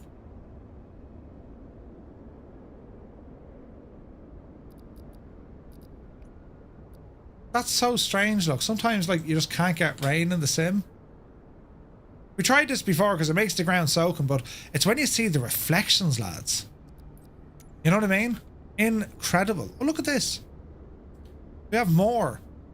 Now, we will make it daytime, don't worry. Look at the detail inside in the jetways, look. Shoo. Ah, it's very good, isn't it? Jesus, look at all the jetways here. That's going to be class with GSX. You'll actually see your passengers walking down the whole jetway, look. Isn't that beautiful with the lighting? Absolutely stunning. And like, just the sheer amount of buildings on objects on the ground. Even the lighting is off the chart. Right, we're going to head down to the control tower. Then we'll go into daytime, right? How's the performance? The performance is brilliant, but I am noticing a little kind of a jump and a skip. Every now and again, Muse, but not all the time, you know. Jesus, the whole concourse is animated, look. Full interior. Isn't it mad? There's the bar. Absolutely massive. But let's look, Jesus, look, the next one is done as well, look. Huh.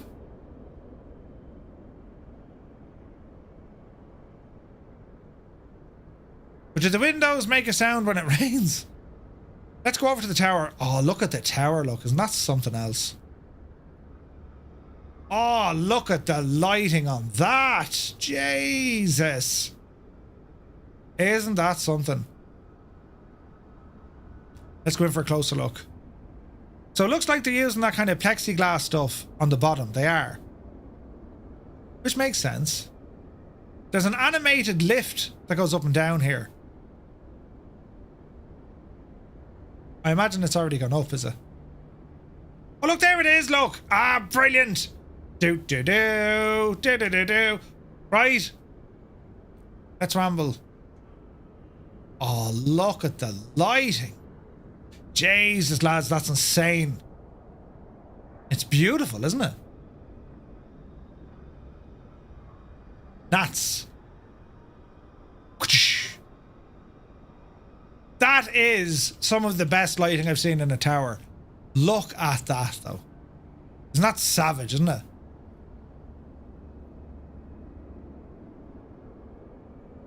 Savage detail. Look at the view they have of the whole airport as well. It's just huge.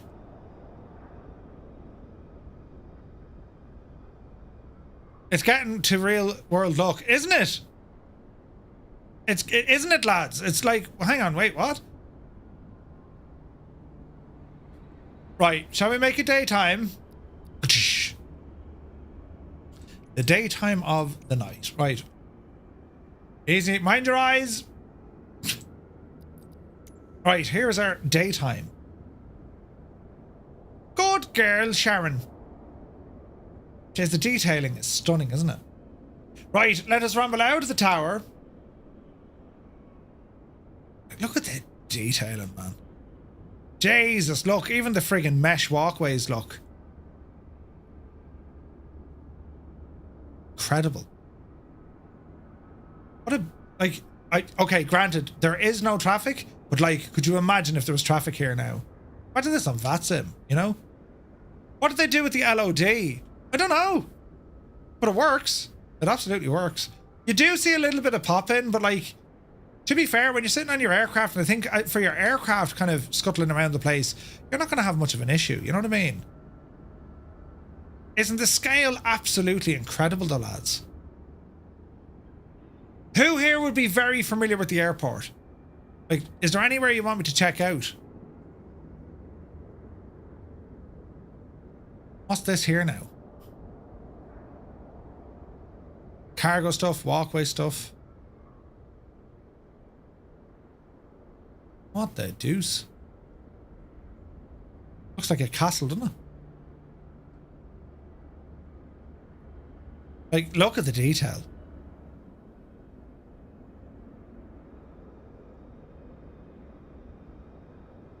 Are we impressed yet?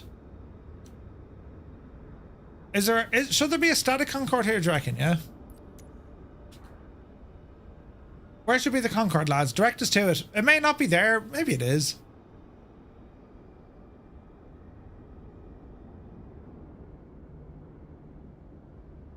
Look at the detail of the bus park.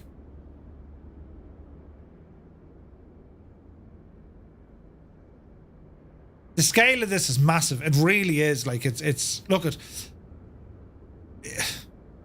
it's massive, the scale. But again, it's because they're using that modular system. You know what I mean?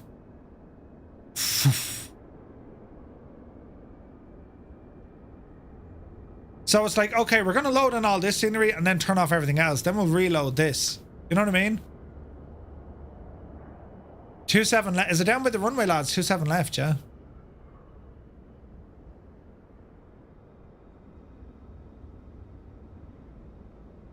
Isn't it incredible what they can do these days? Absolutely mad.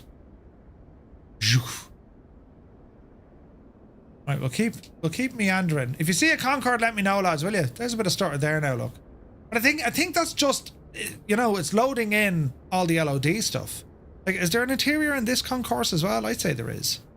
If there is, like, look, almost every area we've been to, it has such a highly modelled interior look.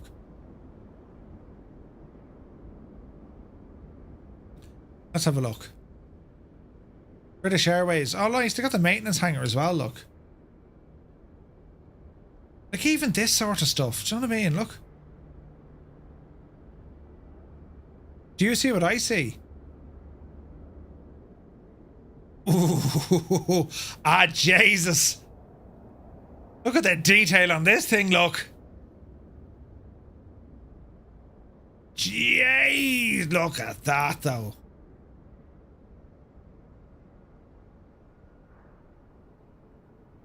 Do you know what I mean? I could easily change the stream title to say Concord lands on Microsoft flights, and like they'd be all in and say, Jesus, doesn't it look good? It's there and it's dirty as in real life. Is it? It is. Look, it's not terribly. Although she's sitting outside though, isn't it? That's a nice addition, isn't it? That's class looking.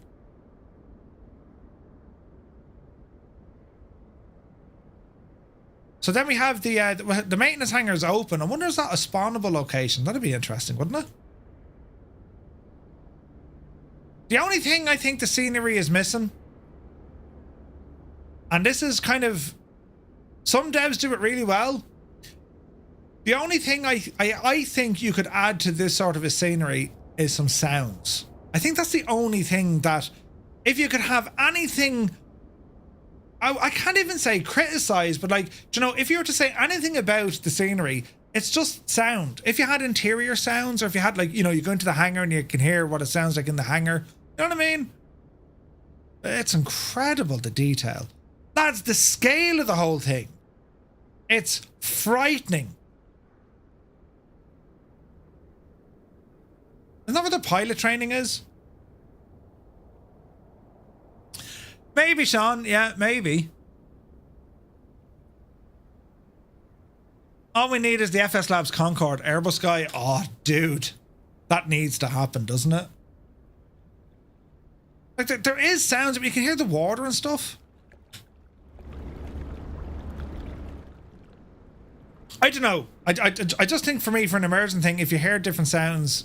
hang on, iniBuilds. Ah, Jesus, yes! Yes! See, I always told you, the best scenery in the world features Skodas. I'm just saying, you know, brilliant. Now, where does Big Jet hang out, lads? That's photogrammetry. Got some hotels.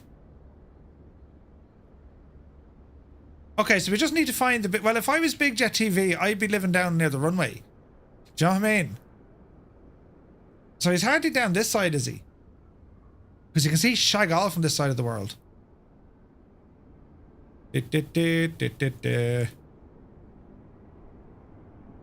Scenery round. Terminal 4 by the hotel, is it? Look at the detail here, look. Like, I know that's photogrammetry outside the airport. What are you going to do? It's photogrammetry, right? But inside the airport. Okay, so he's down by Terminal 4, you say, on the north side?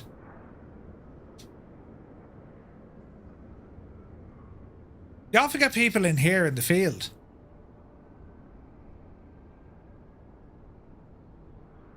Okay.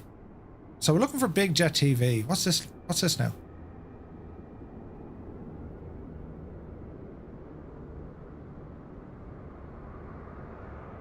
I wonder what the... Look at the radar. Ah, look at the detail here, look. That's savage.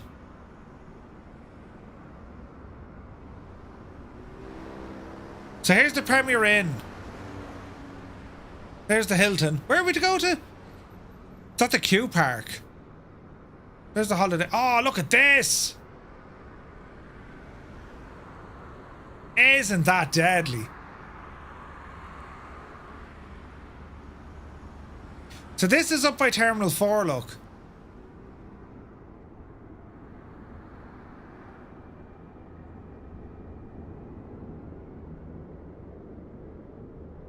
You can see nothing from the road. It's all bordered in.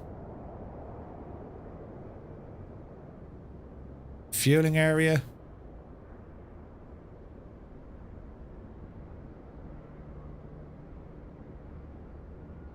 Ah, it's a huge airport. It's a huge airport. Massive.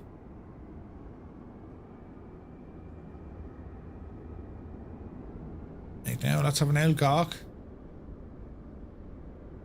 I agree, it's missing different sounds. Yeah, yeah. It is stunning, lads. Look at the detail here, even, lads, look. Oh, that's awesome. They've done a great job. iniBuilds have done a great job at this.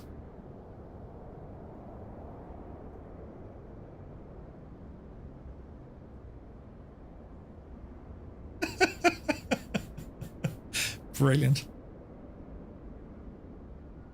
Does he have the van there? No?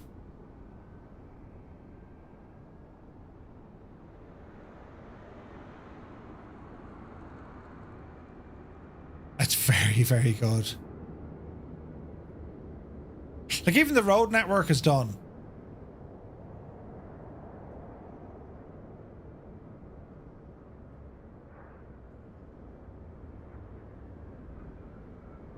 They have those weird mad pods, look. Have you ever been on them in Heathrow?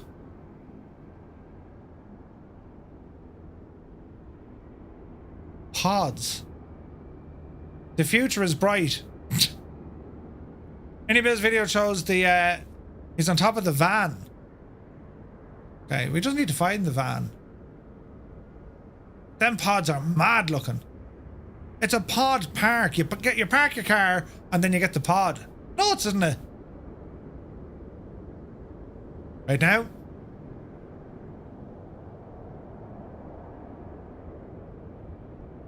He's there somewhere, I'm sure. Like, look at the scale though. Have you ever seen anything like this? And yeah, like I'm so excited to see the other like LAX is one of the best I've seen. But this, lads, and the performance I'm getting here, this is savage. 27 right or 27 27 right? Okay. He'll be down here somewhere, so is he? A little bit of scenery pop. Dee dee dee dee dee dee dee. Man alive, isn't it just brilliant? Jesus. Incredible. There's the queue park. We have some floating vehicles. I imagine that's going to be addressed.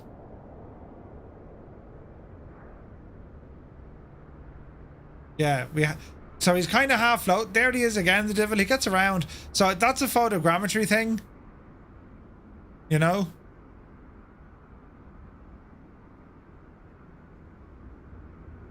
So yeah, I imagine, as I said, lads, it's pre-release. Jesus, it's very, very good. Look at the scale of the airport, look. Isn't it massive? Mahusive. So iniBuilds Heathrow. I'm very well impressed. I think it's a lot of attention to detail, savage features, performance is very, very good. No release date yet, but it's coming very soon. And as I said, if you want to buy this thing brand new shampoo, it'll cost you £22 ex taxes, so you're probably up around £25. That's the wrong side of €30, but it's €30 give or take. Or $30, maybe 28 euros. However, if you've already purchased this in Flight Sim 2020, well, iniBuilds will be doing a discount to get you up onto the latest and greatest. It'll cost you $9.99 plus your taxes. Would they do Dublin? I've asked them so many times. Go on, lads, do Dublin. Go on. They are working on an Irish scenery, but I can't give you any more details than that. But yeah, this is savage. Absolutely. Now, bear in mind, lads, if you need to buy, if you're going to install this, you got to remove the default Heathrow. Gaia have a default Heathrow in here. So just be aware of that. Right. Brilliant sauce. Come on over here now. Now, before we go to our next thing and the flight, before we go to the next thing, well, I want to show you some stuff. And it's all over on SayIntentions, right? So get us out of there now, Chief. And well, what we're going to do, we're going to leave there, come all the way across the planet. So, Jesus, we want to go down to we want to go to Idaho. Where's Idaho? Lower Loon. We're close. So I want to find, where do I have, there's Boise, Billings, Jesus, Denver, Colorado. Idaho's up here somewhere, isn't it? So where's all these fire lookouts? we'll have a look here now, right? But what I want to show you first, lads, SayIntentions, right? This is their tracker system. And I want to show you this because there's a lot of features with this, right? So it's a map, Murphy. Yeah, it is a map. But I want to show you some of the features, right? So there's currently 240 live flights on the SayIntentions network, all right?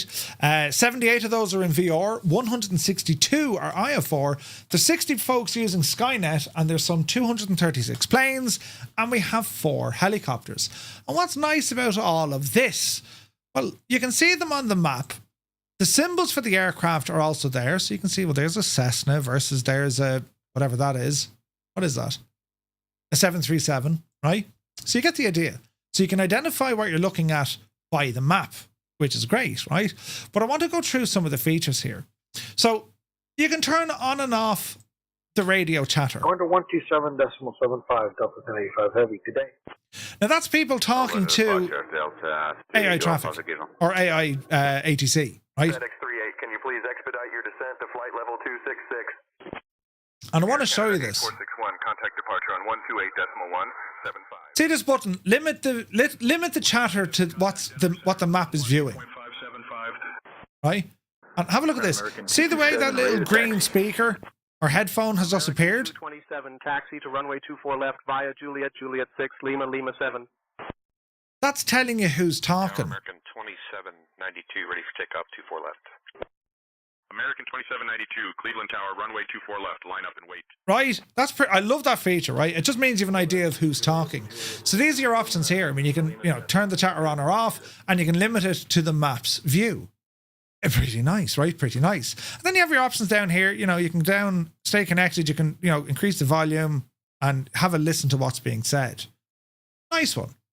What about the map itself? So on the map, you can make it full screen. And then we have our filters over here on the right hand side, and you can actually change the whole layout of the map. Now give it a second to calculate. You have all your VF4 sectional charts on the SayIntentions map, meaning that you can just pop this in your other screen and you're able to use SayIntentions as you're rambling along and flying along. So it's using the same, give it a second to load now, Murph. It's using the same as what you'd find on the likes of, say, Sky Vector. Or what you get on Navigraph as well, yeah? Depends on the zoom where it loads in. It does load in, though. We can also look at the IFR lows and highs, all the different airways, right? The street map, a topography map, and then you can use what's called the Google Hybrid, so it'll give you a little bit of both. Nice. I like dark mode, that's what I go for. But look at this. You can turn on the radar. What the radar is giving you your preset for rain and the whole shebang. So you're actually getting some weather information as you're able to see where in the world you want to go flying. Isn't that savage, right? But that's not all, friends. That's not all. SayIntentions they're doing this thing where they call it the daily hubs. They'll pick one in the US, one in Europe, and one somewhere else. And basically what they do with these hubs, they say, okay, here's today's hub. These are all the flights coming in and out of it. And sure, ramble on in there and you can have a look. Like that, you can have a look to see, well, okay, here's the call sign, this is the pilot, where they're flying from, where they're flying to, what stage their flight is at, and so on. So it's almost like it's like an airport friggin' chart, right? Which is nice. Other things we can look at then. We have over here the lists. This is pretty cool. So we can see on this all the active flights, and you only have to click on the call sign. It'll show you where they are on the map so you can track it. Now the reason why we're showing this thing off in absolute savage detail, because lads, if we were to go back to just the owl map, right? Zoom out here now and turn off the radar so you're not getting blinded. If I click on Skynet, so do you see all these little purple little dudes I've just lifted up? These are pilots currently flying on Skynet. Now, Skynet is going to give you the ability to use Flight Sim 2020 or Flight Sim 2024. You're using SayIntentions network. You're not using the default Microsoft Flight Sim multiplayer servers. And there's all sorts of advantages when it comes to not using what Microsoft have. One of them being, well, it doesn't matter what sim you're on. So my hope is, and I need to ask Brian this, both Brian's this, I wonder, can we have the ability to filter that by a particular group of folks who are on Skynet. Yeah. The idea being then, well, when we'll just fly on ours and we'll be able to see what's happening. Now, Skynet is going to be free. This map is free. It's on their website. You can just play around with it and have a look, right? But I would love for that to happen, because then we can, if we can just say, look, only display our group, only us. Well, we'll only see us. I think that's awesome, right? But anyway, you have all your active flights, what they're doing and where they're going. That's pretty cool, right? Head down the road. There's other things you can see here. See these little warnings. There's a cabin crisis on this aircraft. The passenger requires medical evacuation. Bloody hell. Let's go to this flight. Where is he, the poor dibble? So he's flying in Italy in an A320. Vancouver departure, Air Canada 8461 with you, flight level 29, climbing 9,000. Let's see if we can hear him. Apollo 720 Heavy, descend and maintain 3. Isn't that cool? 00, turn right, heading 035 vectors for the ILS, runway 24. Can we not just see us on the radar for Firefly Air?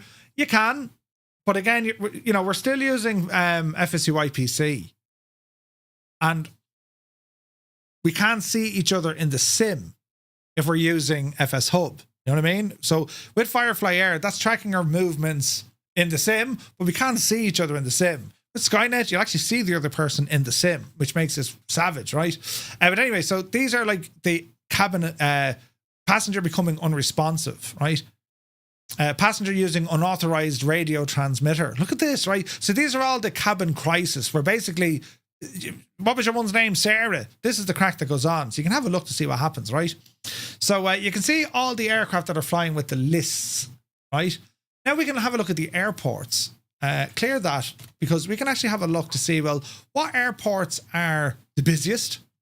Spotlight. So we can say the hubs of the day, the busiest airports, the longest flights, need for speed, top flights at the highest speed. Jesus, 653 knots in an A350. Cabin crisis. These are all the issues that are going on at the moment. SkyOps, transporting museum creator with artifacts to Newark Liberty. Right. Clear to land, flights coming in. These are all going to be landing soon. Landing rates, how they buttered it. Yeah. 15 feet per minute all the way up to 464. Lining up and wait, flights that are taking off soon. You get the idea, right? But I thought there's a whole load of awesome stuff on this map. And I'm trying to figure out how we're going to manage to be able to use this with Skynet to figure out, well, where the devil are we? Yeah. And you have all the advantages that, well, hang on, we can talk to each other. We'll get to see each other. So you have all these advantages as well. I think it's absolutely class. So this is all available over on SayIntentions. Do you know? What do you think, lads? Have you gone into this before? And if we have a look at the SkyOps stuff, Spotlight. So where is this now? Need for Speed, Cabin Crisis, SkyOps. Now there's only one person flying, but you can go in and have a look at everything that's happening on SkyOps. So if we zoom in here, where is he? Active boarding, mission description. So you can actually see the mission. And again, turn on the sound there. If there is any ATC, that's what they're doing, Can you see each other even if you're on different servers, if you're connected to Skynet? Yes.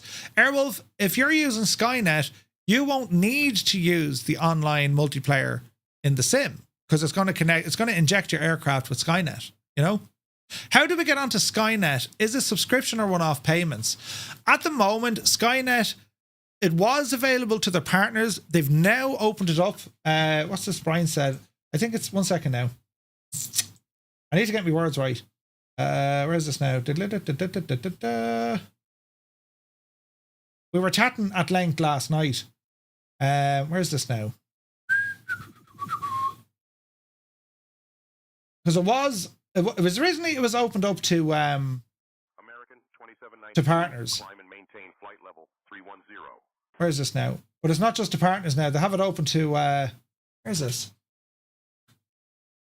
If any of the Brians are there in the chat, let us know. There he is. We plan to make it available to everyone in a few more weeks, free to the whole community. Brilliant. Brian is there in the chat, lads. Brian, at the moment, isn't this available to partners and also the premium subscribers of SayIntentions, I think. But anyway, for the moment, for now, just the subscribers, grant. this, for premium subscribers, this will be available for free for everyone, to the entire flight sim community, meaning that you're going to get something that you can turn on and then you'll be able to fly using Skynet. Brilliant, isn't it? Absolutely brilliant. So have a look at this website and don't make a spelling mistake that I did. I want you to go over there. I want you to go messing around with it, explore it, see what you can do, see can you get your settings, just explore it and have a look at it. Because I definitely think for us lads, this is going to be something we're going to be using quite a bit, especially when Skynet is available, because we're going to have our own group flight, our own groups, yeah? So it means then you'll be able to see, well, who's flying, what are they doing? And here's the beauty, like, look at this. If someone's flying, here's Grumpy Dad out flying for DHL, right? If I want to go in and say, Jason, look, that looks like a nice route. I can just copy that route. Dead handy, right? Dead handy. We also plan to embed this inside our app. Sweet. It'd be fun to tie this into your Skynet group code so you can only see your own group. That's exactly what we said. Yes, that'd be brilliant. If we had a little filter here, right, and we can put in our group code, whatever it's going to be, which could be FFA, right? You'll have a look. You'll have a look. So it means it would only filter the aircraft on the map that you want to see. You don't need to look at all aircraft. You only want to look at your group. Consider it done. Brilliant. Lads, play around with this. A lot of work. I had no idea how friggin' versatile a map could be. Think about it. The layer systems, you have a weather radar in there as well if you need it. And you can track all flights, including your own. This is like a leap in the right direction. So much innovation and rapid dev. It's incredible. New to SayIntentions, can you please explain whether everything is included in premium, including entourage? I'm a bit confused, not ready to go with it yet. So 777, no.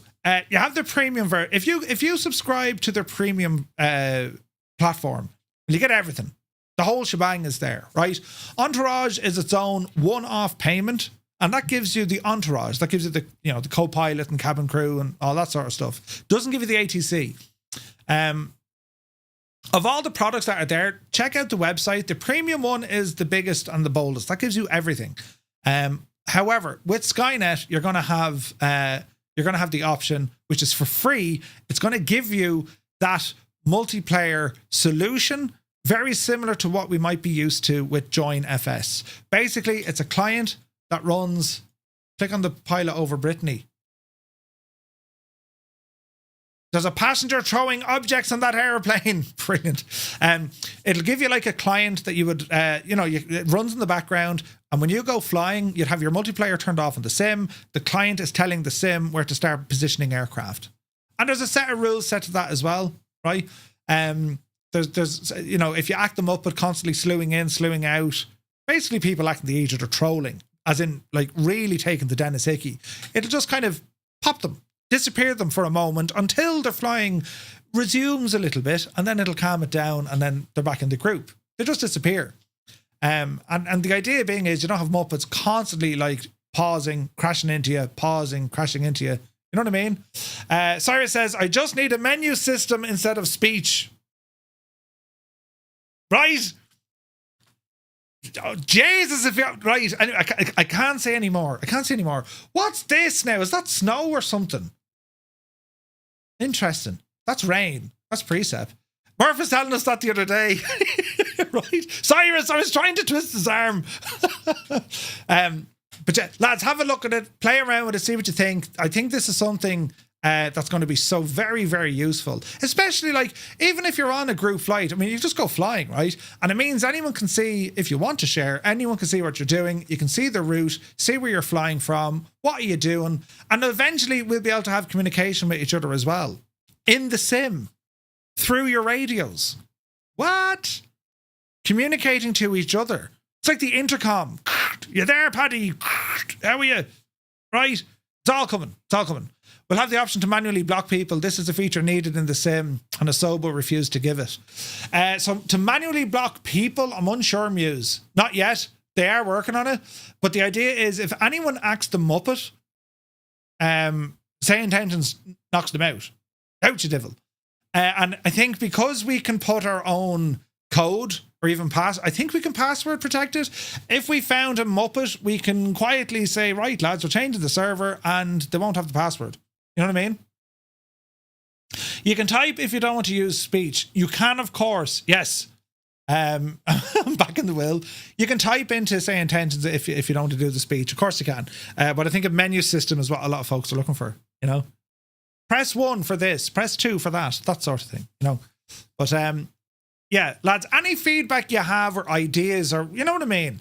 Any assistance you can help out with SayIntentions, because I've mentioned this before, right? With SayIntentions, we'll move this over here so you don't see it, and I'm not supposed to show you. The pilot portal is important. And the reason why this is important, you have like the taxi route editor. I'll show you this, look. You can ramble over here and say, right, give me the ICAO of the airport, Dublin, right? So here's Dublin, right? This is where we need the lads to sit down and really start explaining things. What we can do, you can see, while the airport has never graphed taxi data available, any edits made here will be corrections to the default Asobo data and will take priority over all data sources.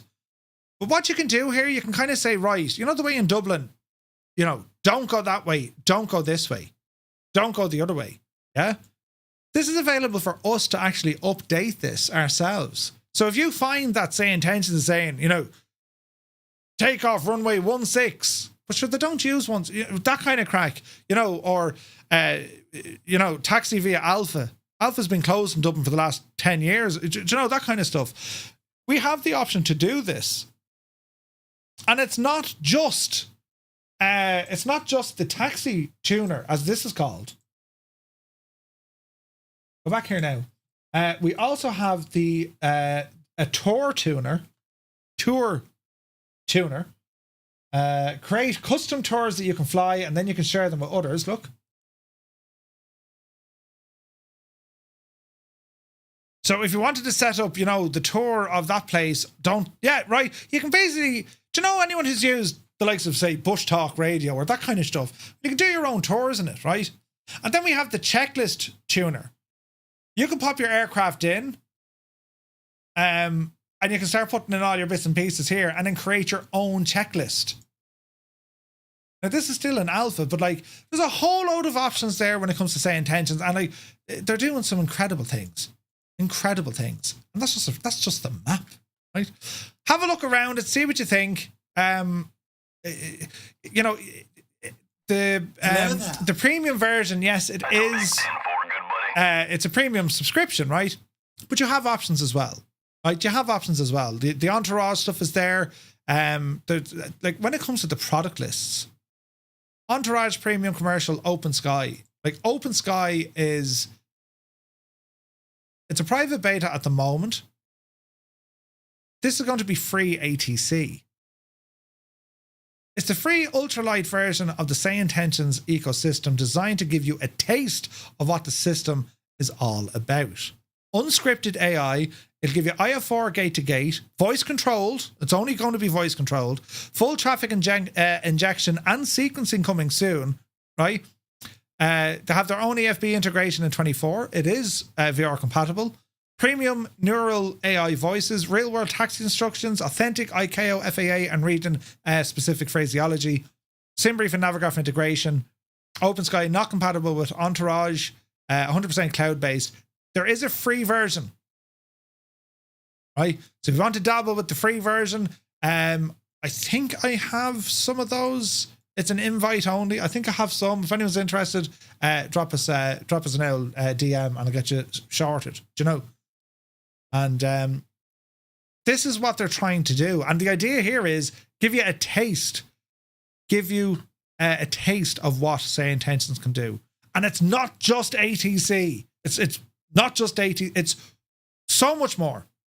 The taxiing, the checklists, the entourage stuff, talk to your ground control, call for pushback. There's lots more coming. So it's friggin' awesome. Completely free, yeah. Sweet. Very, very capable ATC. Yeah. So much, way better than the default stuff in the sim. Way better, you know? Anyway. The Ripper says, Murph, any news about the SayIntentions traffic injector? Nothing off the top of my head, no. But soon, I'd say. We'll have some news soon. But yeah, loads of fun. It's absolutely deadly, and the map is savage. Spend some time, lads. Mess around with the website. Have a look, especially on the map, the tracker. That's brilliant. You can listen in, like, if you just want to listen in. Limited to just this area, so we listen to pilots over here. Look. Runway 16 right. Now, these pilots who are using it, these pilots, they've opted in to allow their voices be used and broadcast. So if you don't want your voices heard, like I'm jumping onto this, you have that option in the settings.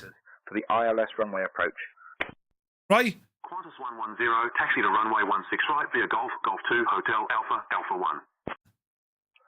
Fernandina traffic, go November 123 Romeo Mike, departing from runway 22 at Alpha, leaving the departing to the northeast, Fernandina. Right, but it works. It's great. It's great. Already premium and fully stunned. Ripper, yeah, it's nuts, man. It's nuts. So anyway, excellent stuff there from SayIntentions, and they're going from strength to strength. It's getting ridiculous, isn't it? Ridiculous. Right, lads, we're moving on because time is against us, but we'll bring you more updates next week from SayIntentions. Each and every week I want to have a look at something and then just delve into some of the tech. I think it's nuts. Where's the world going to? Do you know? Right, now, moving on. The Idaho Fire Lookouts. Right, let's have a look here now. IDMFL. Let's have a gawk.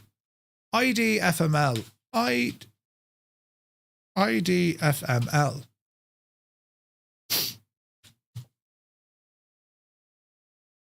Didn't like that.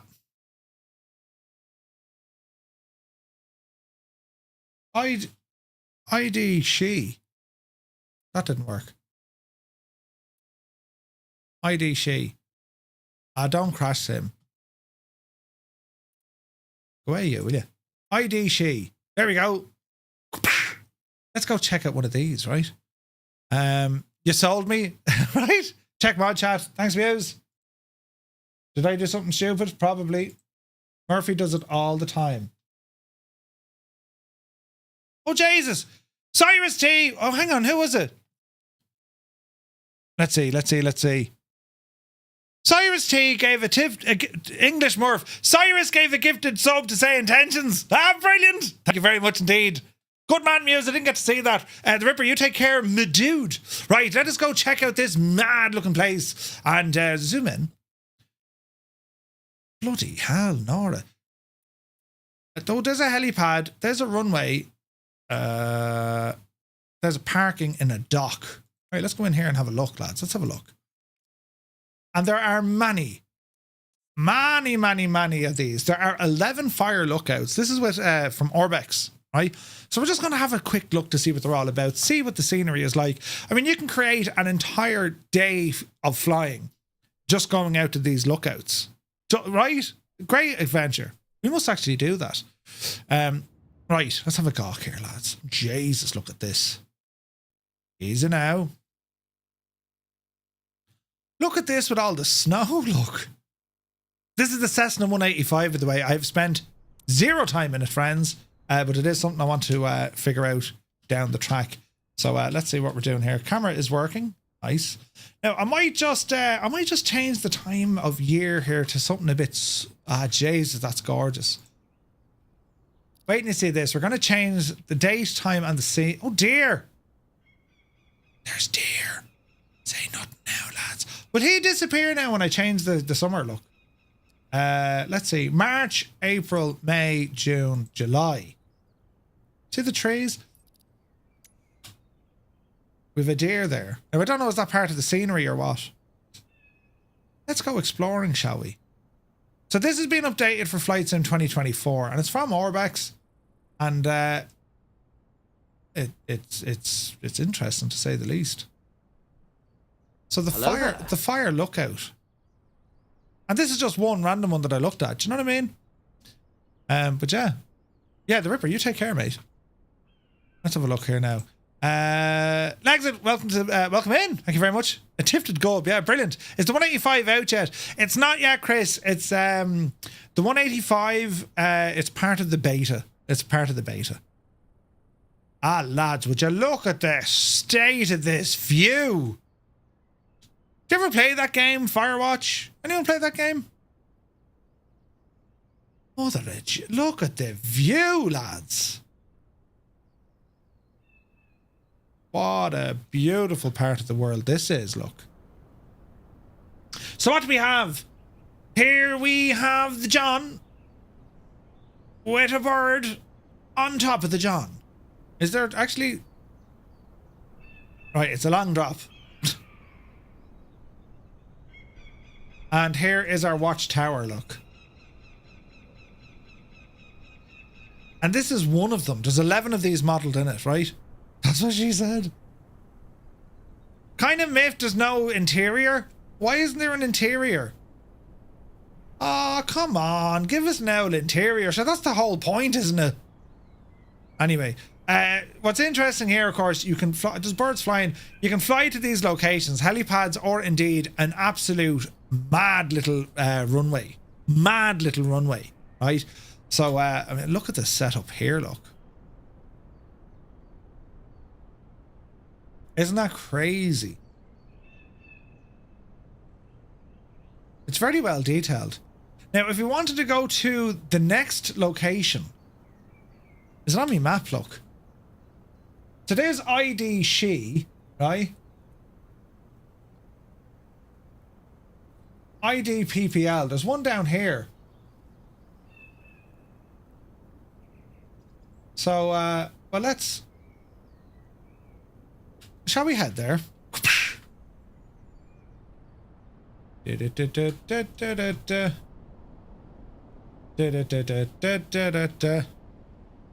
go check out the next one. We're using slew mode. Brilliant.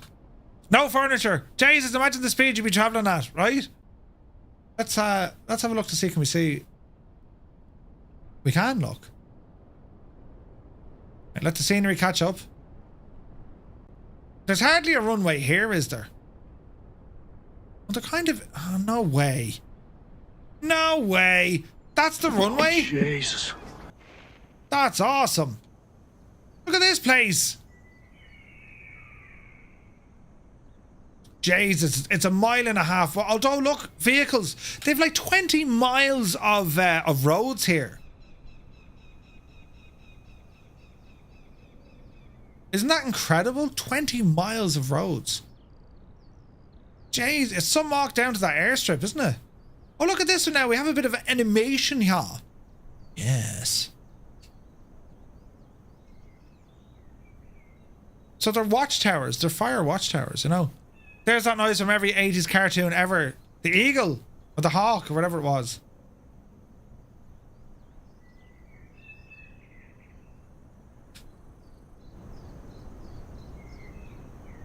And here in the wild of Idaho, there's a flag. And the sound of birds. Right?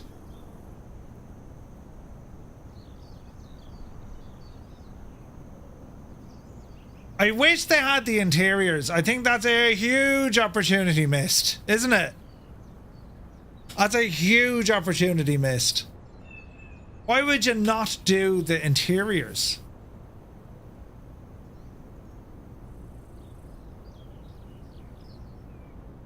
Like, an interior is possibly more important to something like this than it is your international airport. Oh, wait, hang on. Is that another runway up here? Where the frig did I land?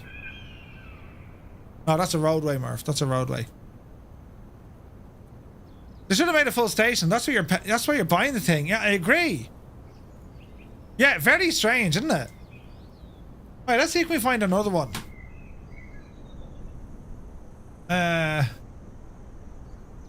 ID PPL 3 uniform 1 ID BGB, is it? Is that one of them? Big Baldy. Ah, brilliant. We're going to Big Baldy, lads.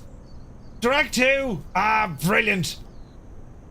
Join me as we fly to Big Baldy. It's called Big Baldy. You think I'm making this up? I'm not. Right, mush. It's called Big Baldy.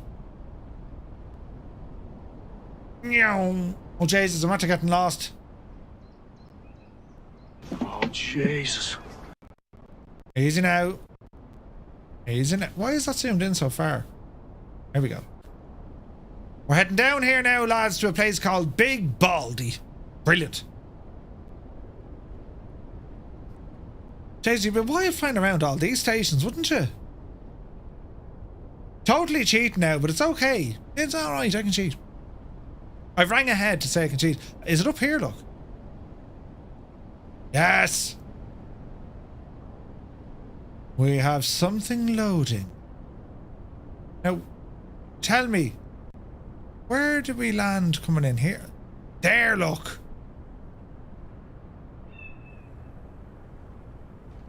Alright. Time of day is off. Oh, Jesus. Oh, now you're talking. Look at the cut of this.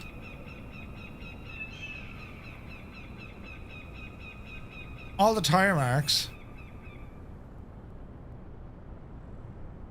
And here we go. They are so cool looking, but like I'm just raging they didn't do the interior. Oh, jeez, there's a fella up there. I'm just raging they didn't do the interior, you know.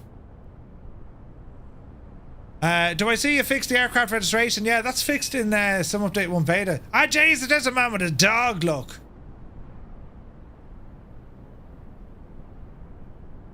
You have to sleep outside because they haven't built the interior yet. That's a proper gripe I have. They needed to do the interior, lads. That's it's unfortunate, isn't it? In actual fact, that's a possible. Is it a deal breaker? I mean, it looks nice. I imagine there's like zero night lighting here. That's the wrong button. Like, I just think it would have been so much more better. Yeah, there is lighting. It would have been so much more better had they included an interior. They would have sold way more. Like, way more. Jesus, though. You know. What a beautiful part of the world. Look at that.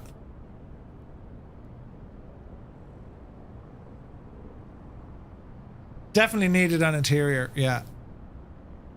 He didn't even see it. I'm so underappreciated. What's this now? Jesus.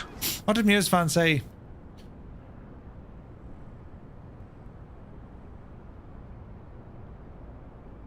Is it the back of Murph's head? Muse fan, you're going to find yourself taking a very long walk off a very short plank. We're going to the Netherlands next week, lad, I'm telling you. And I might happen to know a certain t-shirt that you might have to wear.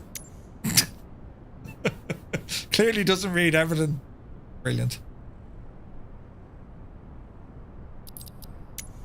Okay, I will say this. It's a very interesting scenery project. It's great that we're getting helipads and we're getting helipads and we're getting interesting landings for sure. It's definitely going to challenge it. I just think it was a hugely missed opportunity not doing the interiors. Now, I don't know, will the developer be arsed putting in the interiors? I think it'd be incredible. I'd give him an Everton shirt. You know what I mean? Absolutely. Have a good day. UTV and Ham, you take care, man. But anyway, look, it fits beautifully into the whole not so deadly and so deadly region, right? I never thought of that. Goes on best behavior. Murph is a legend. They always thought you were a legend, Murph, even when it was slagging the back of your head. In fact, especially when I slag the back of your head. This is the Cessna 185, lads. We will be properly delving into this machine at a later date, but until everyone is on the same, until we're all on the same version of the sim, I'll park it. You know what I mean? A babe shirt, right? Let me see. Lal Raddy, welcome in. Thanks for the follow. All right, so the Idaho Falls or Idaho Fire Lookouts. Look, it's good. It is good. And the fact that you can go driving around, 11 highly detailed fire lookout locations that come with their own heli landing zone. Highly detailed, well, I mean, yeah, but what an opportunity missed. There's no interior. It's a huge opportunity missed. This is Flight Sim 24, like. We need these things.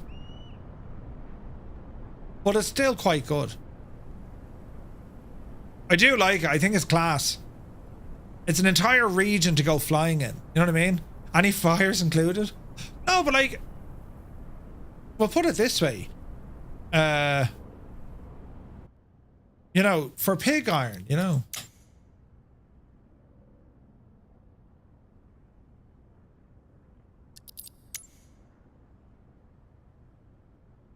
Boom, boom, boom, boom. Got friends in the house. Good to see you, my guy. All right, give us a second now. Let's just see what we can do here. My favorite t-shirt I saw the other day. I'm not the one to brag about. Wait, I'm not one to brag, but I've got WinRAR license. I've got a WinRAR license. Brilliant. Brilliant. Too much money for the product? Well, I mean, look, it's beautiful. You know. All right, let's have a look. Let it all connect. Good area for horror stories? Yeah. They probably didn't have access, or the buildings are locked, that they couldn't go and take photos themselves. I even make up something basic, you know what I mean? So, Pistol Creek Ranch. 122.11. Right, hang on a second. Jays, is this the Cessna? Battery. Radio. American 1145, slow to 170 knots, 5 mile final contact tower, 118.3, good night. 122.11. Tower, 118.3, good night, American 1145.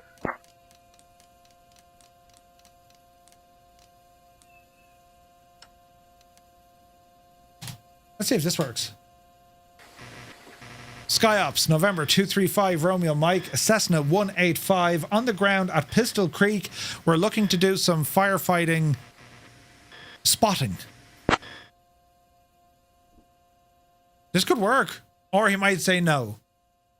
It's not available yet, Scott. It's coming out soon. 235, Portland Troutdale approach. Unable to assist with firefighting spotting. Contact local agencies for coordination. Who the fuck did I... I'm not tuning into the... Never mind. Oh, Jesus, never mind. 122.11. Who did I tune into? The wrong one. SkyOps. November 235, Romeo Mike, a Cessna 185 on the ground at Pistol Creek Ranch. We're looking to do some firefighting. In other words, shag off. Give me a minute. Let me see what we've got. I'll get back to you in a minute or two. All right. It isn't it? It's a gorgeous looking plane, though, isn't it? The Sky Wagon. Isn't it beautiful?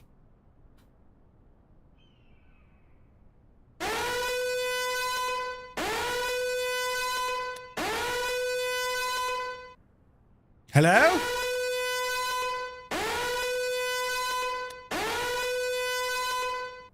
Oh, Jesus. Firefly 235, SkyOps.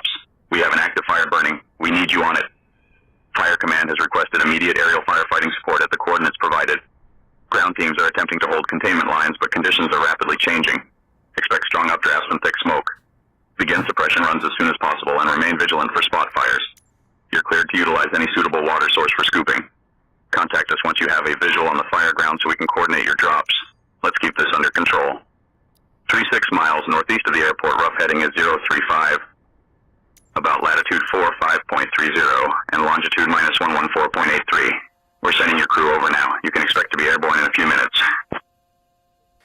Roger, we're on the way. And coordinates about 36 miles northeast of the airport. Rough heading 035 for November 235, Romeo Mike. Yeah, I'm going to spit in it. Right? Hang on. Give me a minute. Let me see what we've got. I'll get back to you in a minute or two. Captain. We are preparing everything. Please hold your position for a moment. All right, hurry on there now, Giuseppe. I'm just getting me planes. Look at the height of this. Oh, hang on. I was hunkered down. It's a... Jeez, it's tall enough, isn't it? Yeah. Right, now. Cessna. This isn't part of the plan, but let's do it.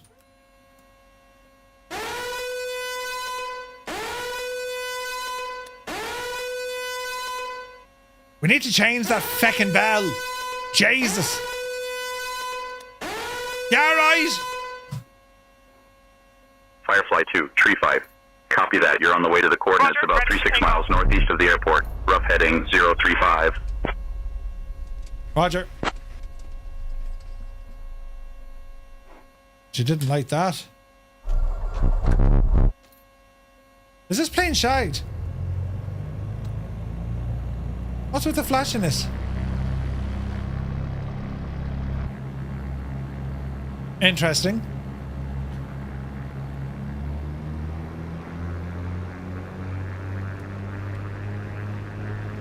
It's extremely dark in here.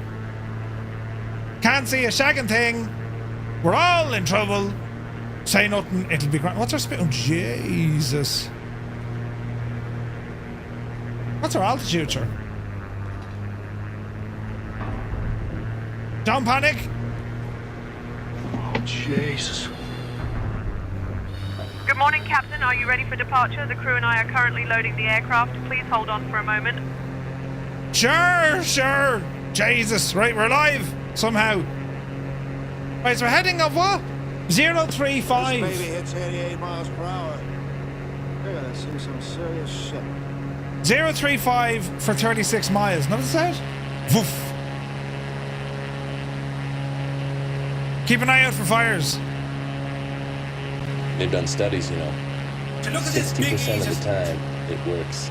Estamos listos aquí atrás. Listos cuando usted lo esté, señor.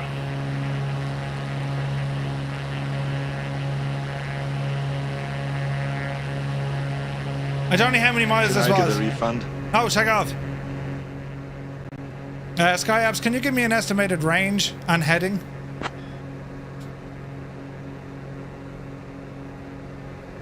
Let's see. Estimated range on heading 035 is 36 miles northeast of the airport.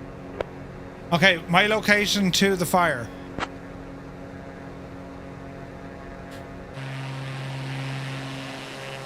Your location is approximately 36 miles northeast of the airport. Heading 035 now. Okay, so where the fire in relation to my location?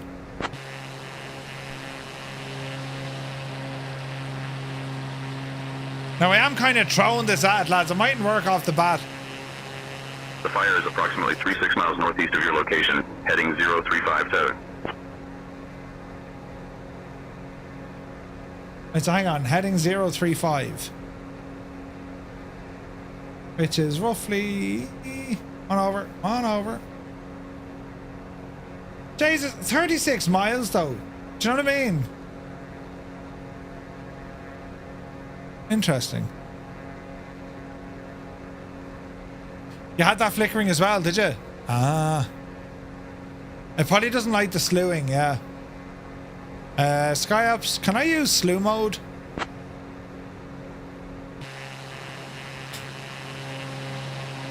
Slow mode approved. Proceed as needed. Not slow mode. No, slew mode. Slew. We need to teach him what slew mode means. Slow mode activated. Okay, put it in normal mode. Yep. We're going the wrong way. Normal mode activated. Right, so 035, yeah? 035. For 36 miles. Isn't that what they said? Right. Let's see what this does. I've shagged it up already. Yeah, we won't get too bogged down with it, but we get the idea, yeah? We'll do this properly some night. Dreamy, It is a lot of sleepy, fun. nighty, snoozy snooze. We have search and rescue, VIP transport, cargo transport, fire and air ambulance missions. You can choose the distance and destination airport if you want. Oh, I didn't know that. SkyApps, can you give me a new firefighting mission 1 mile from my current location?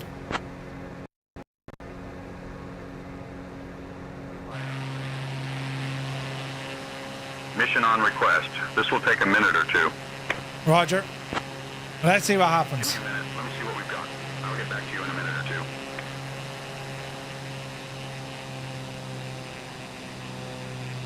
I don't know what that flickering is. It could be with the aircraft. It's not the plane. It's the pilot. Yeah. Will you set fire to those trees down there, you know? Let's see what it can do. Firefly 2, Tree 5. We have an active fire burning. We need you on it. The fire is located 19 miles northwest of the airport. Rough heading 310. It's in the Payette National Forest at latitude 45.46 and longitude -115.35. Local rangers report a rapidly expanding vegetation fire in dense conifer trees. High temperatures and gusty winds are pushing the flames, threatening wildlife habitats. Ground crews are on scene, but difficult terrain and thick smoke limit direct access. You must perform aerial suppression to contain the perimeter. Coordinate water drops from any nearby lake or reservoir to slow the fire's advance. What's Ensure with you are that lower flickering? than 300 feet and less than 150 knots for maximum effectiveness. Remain alert for shifting winds, embers, and steep canyons. Additional crews are en route. Roger. Now he's giving me that north of the airport where we took off, yeah? But sure, where did we take off from? So, what do you say? 19 miles northwest.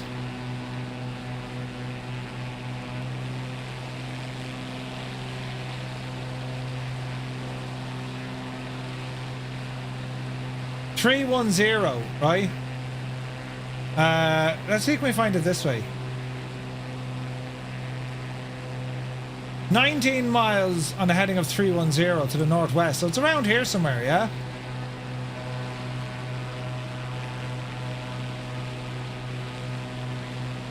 So let's just let's see if this works now. It may not, but sure, listen, we'll give it a blast. It's flickering some sort of shape. Yeah. I don't know why it's doing it. It must be the aircraft. This has never happened with any other aircraft.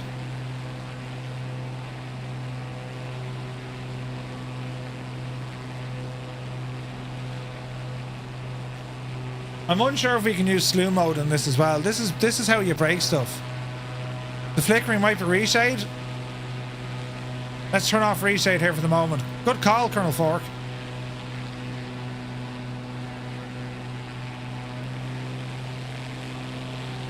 Right, dads. Keep sketch for the fire, will you?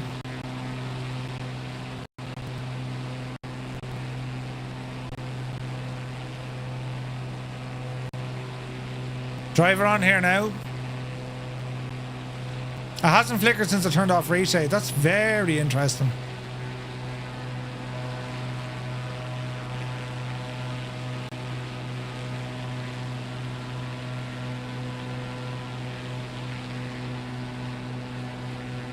Let's tune into the ground cruise.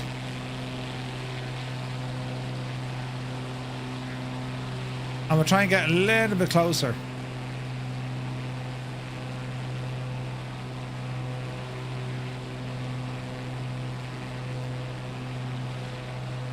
Alright, let's see what happens.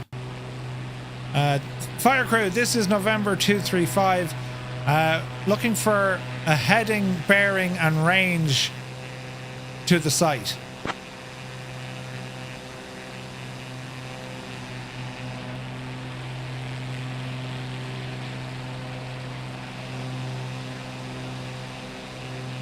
What version of your reshot? I haven't updated actually, no. Is it simple to update, Colonel Fork? I'm terrified I'm going to break everything. Jeez, look at the terrain up here.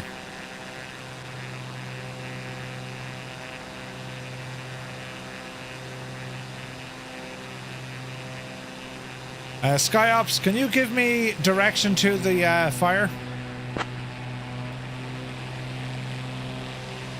Let me see what we have. Give me a minute or two. Don't give me a new mission now, whatever you do.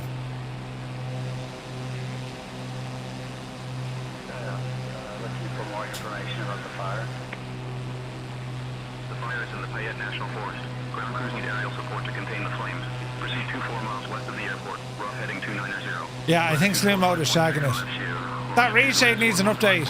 I managed to do it without breaking anything. What you do? Just reinstall it, Colonel Fork. Firefly 235, SkyOps. The fire is 12 miles south of the airport. rough heading 185. It's located at latitude 44.70 and longitude minus 115.31. Proceed with caution.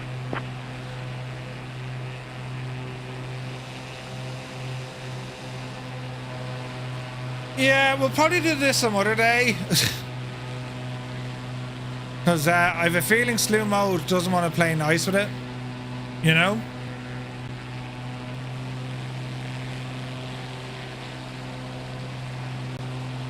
Plus, when I watch, look at the state of the scenery.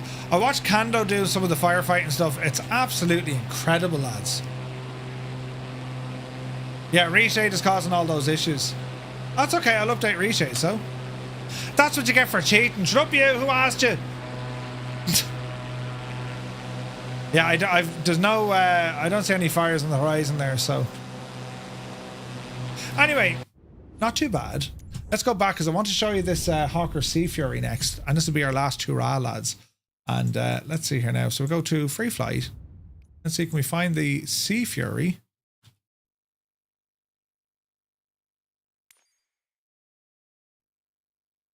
Is that it?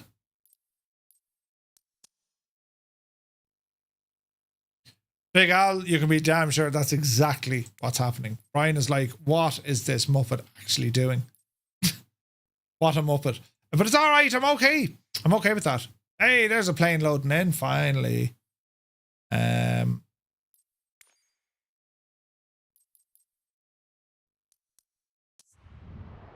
I read this was 24 compatible. Maybe it's not. Jesus. Let's just jump in here somewhere. Saskatoon. Doesn't like it. No. Saskatoon. I hear it's lovely this time of year. Right, let's go over here.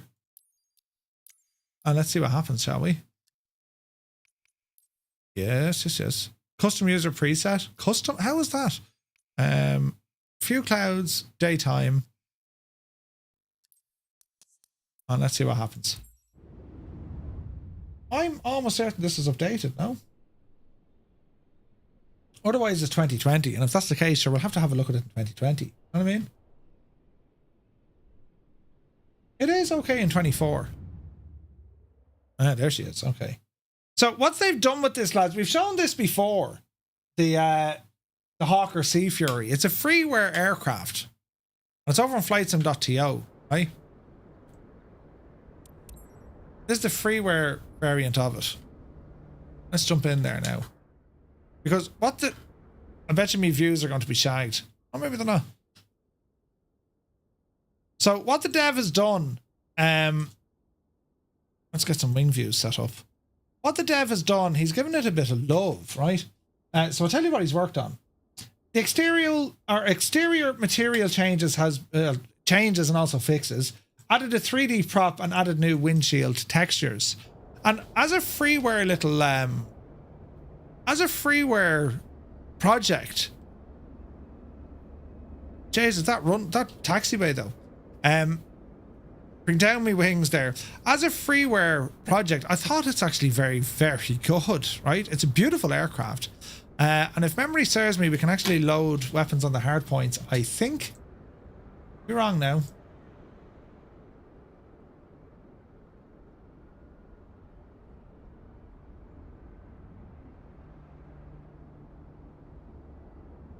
No? Why did I think I could do that?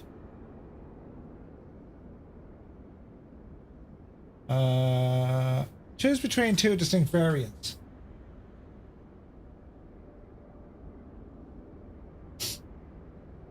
Weapons are fully visible to toggle based on the weight settings, allowing you to display. Yeah, so it should be weight. Is it 100%?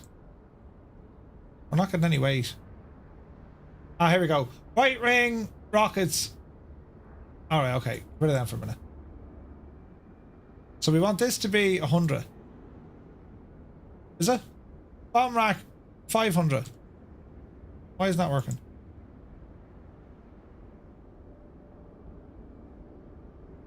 Wing tanks. And 500. Here we go. Or we can get rockets in there as well. But you get the idea, right? You get the idea. Patrick, you take care, my dude. But like, for a freeware project, doesn't it look quite impressive, doesn't it? It's free, lads. Do you know what I'm saying? Royal Canadian Navy. Beautiful little plane. So let's see, can we start her up? All this is all retextured, look. Get our mags on. Fuel is, let me see. Mixture. There you go. Prop full. Open the fuel. That's the bombs. Don't want to go near them anyway. Jettison drop. Air intake is good. Cowl flaps are open. What's that? That's your windscreen. Guns. Right, we'll do it the old-fashioned way.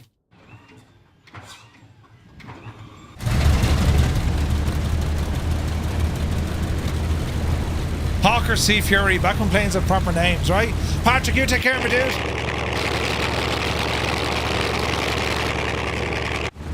Interesting sounds.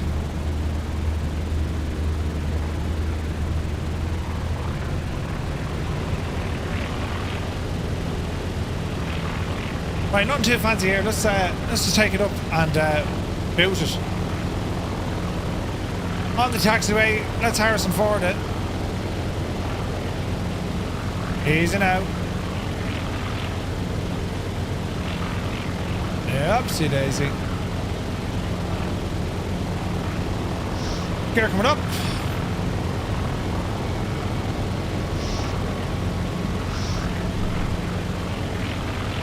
Alrighty. Got some trim in.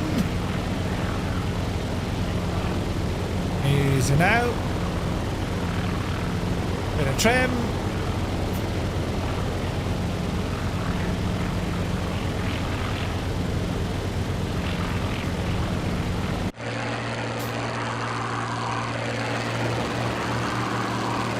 Isn't it class, isn't it?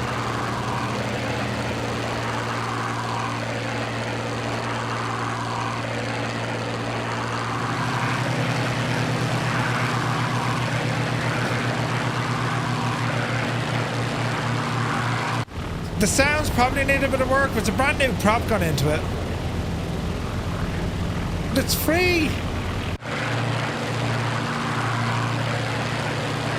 What do you think of it, lads?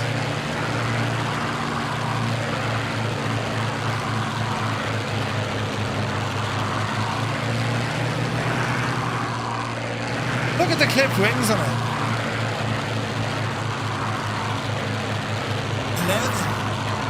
Hello there. Sky Sailor, welcome in. Sounds like your dog when you... Right? Yeah, sounds aren't great.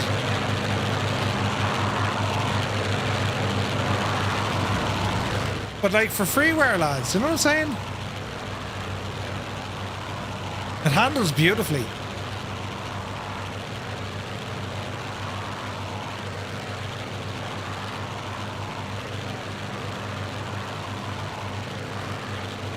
It does look great, doesn't it? It looks fantastic is what it looks, lads. It's impressive to say the least, isn't it?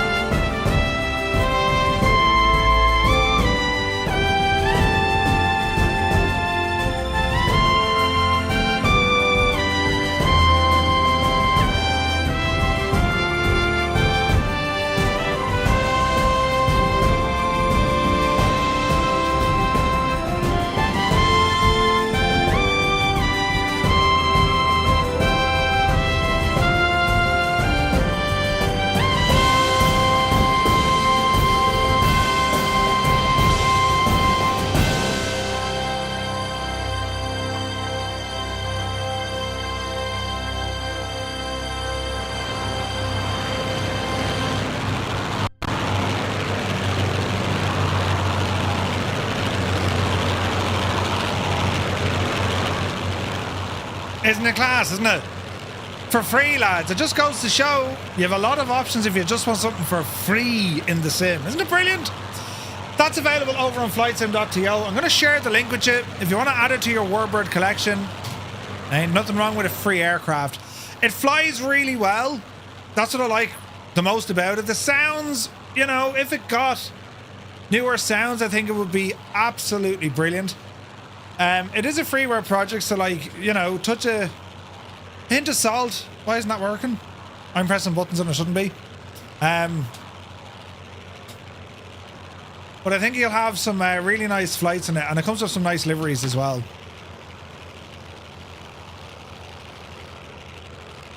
It's nice, isn't it? Wrong movie. That looks really nice, man. And it's for free, lads. It's for free. Like, hello. You gotta like it. Looking at the model of the plane, it's a beautiful design. Clipped wings. I'd mind much there for a second, just to get a good old idea of it. You know what I mean?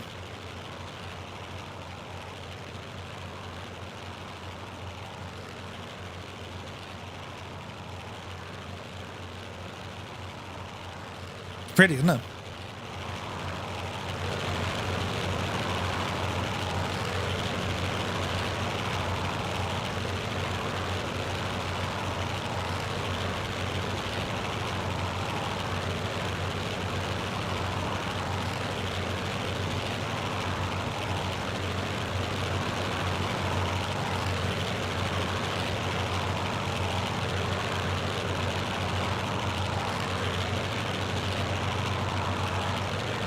Beautiful machine.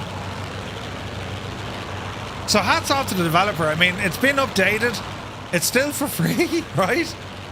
And yeah, I think he's done some great work here. DSD simulations and the Hawker Sea Fury.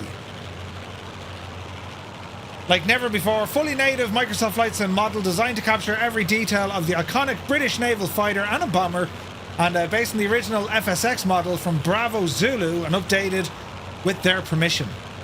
Features 8K upscale textures throughout, exterior boasts high definition visuals, while the interior has been overhauled with new authentic textures for an immersive cockpit experience. Very nice. Very nice. Right, lads, on that bombshell, well, that kind of takes us to the end of tonight's stream. It's been a lot of fun. Hope you enjoyed it. Hope you learned something. And as I say, it's always nice keeping up to date with some of these freeware products as well. We you know, the flight sim community, I mean, there are freeware developers, there are freeware products that absolutely rival some of the payware stuff. Do you know what I mean? So it's great to see some of this stuff. And I love to feature this stuff. Like, someone has poured their life and soul into this. You can see by the detail of it how much of a, you know, how much care and attention. And it's still work in progress. They're still working on it. So very, very nice. So tonight it was busy. iniBuilds Heathrow, absolutely stunning. We got to see a look at that pre-release. It's unbelievable. The features from SayIntentions, mind-boggling what the lads are doing. The Idaho Fire Lookouts, beautiful scenery. Maybe a little bit lacking just with interiors and stuff. And then, of course, then we have this freeware Hawker Sea Fury. Very, very impressive indeed. So, lads, I want to thank you all so very much indeed for tuning in. We're back to you on Friday night. We're going to be flying in A2A's AccuSim Comanche. Yes, we haven't flown the Comanche in some time. And we're going to take it for an old jolt up around the Grand Canyon. Then we're jumping over to Got Friends, the Crosscart, as we go absolutely ballistic in the canyon itself.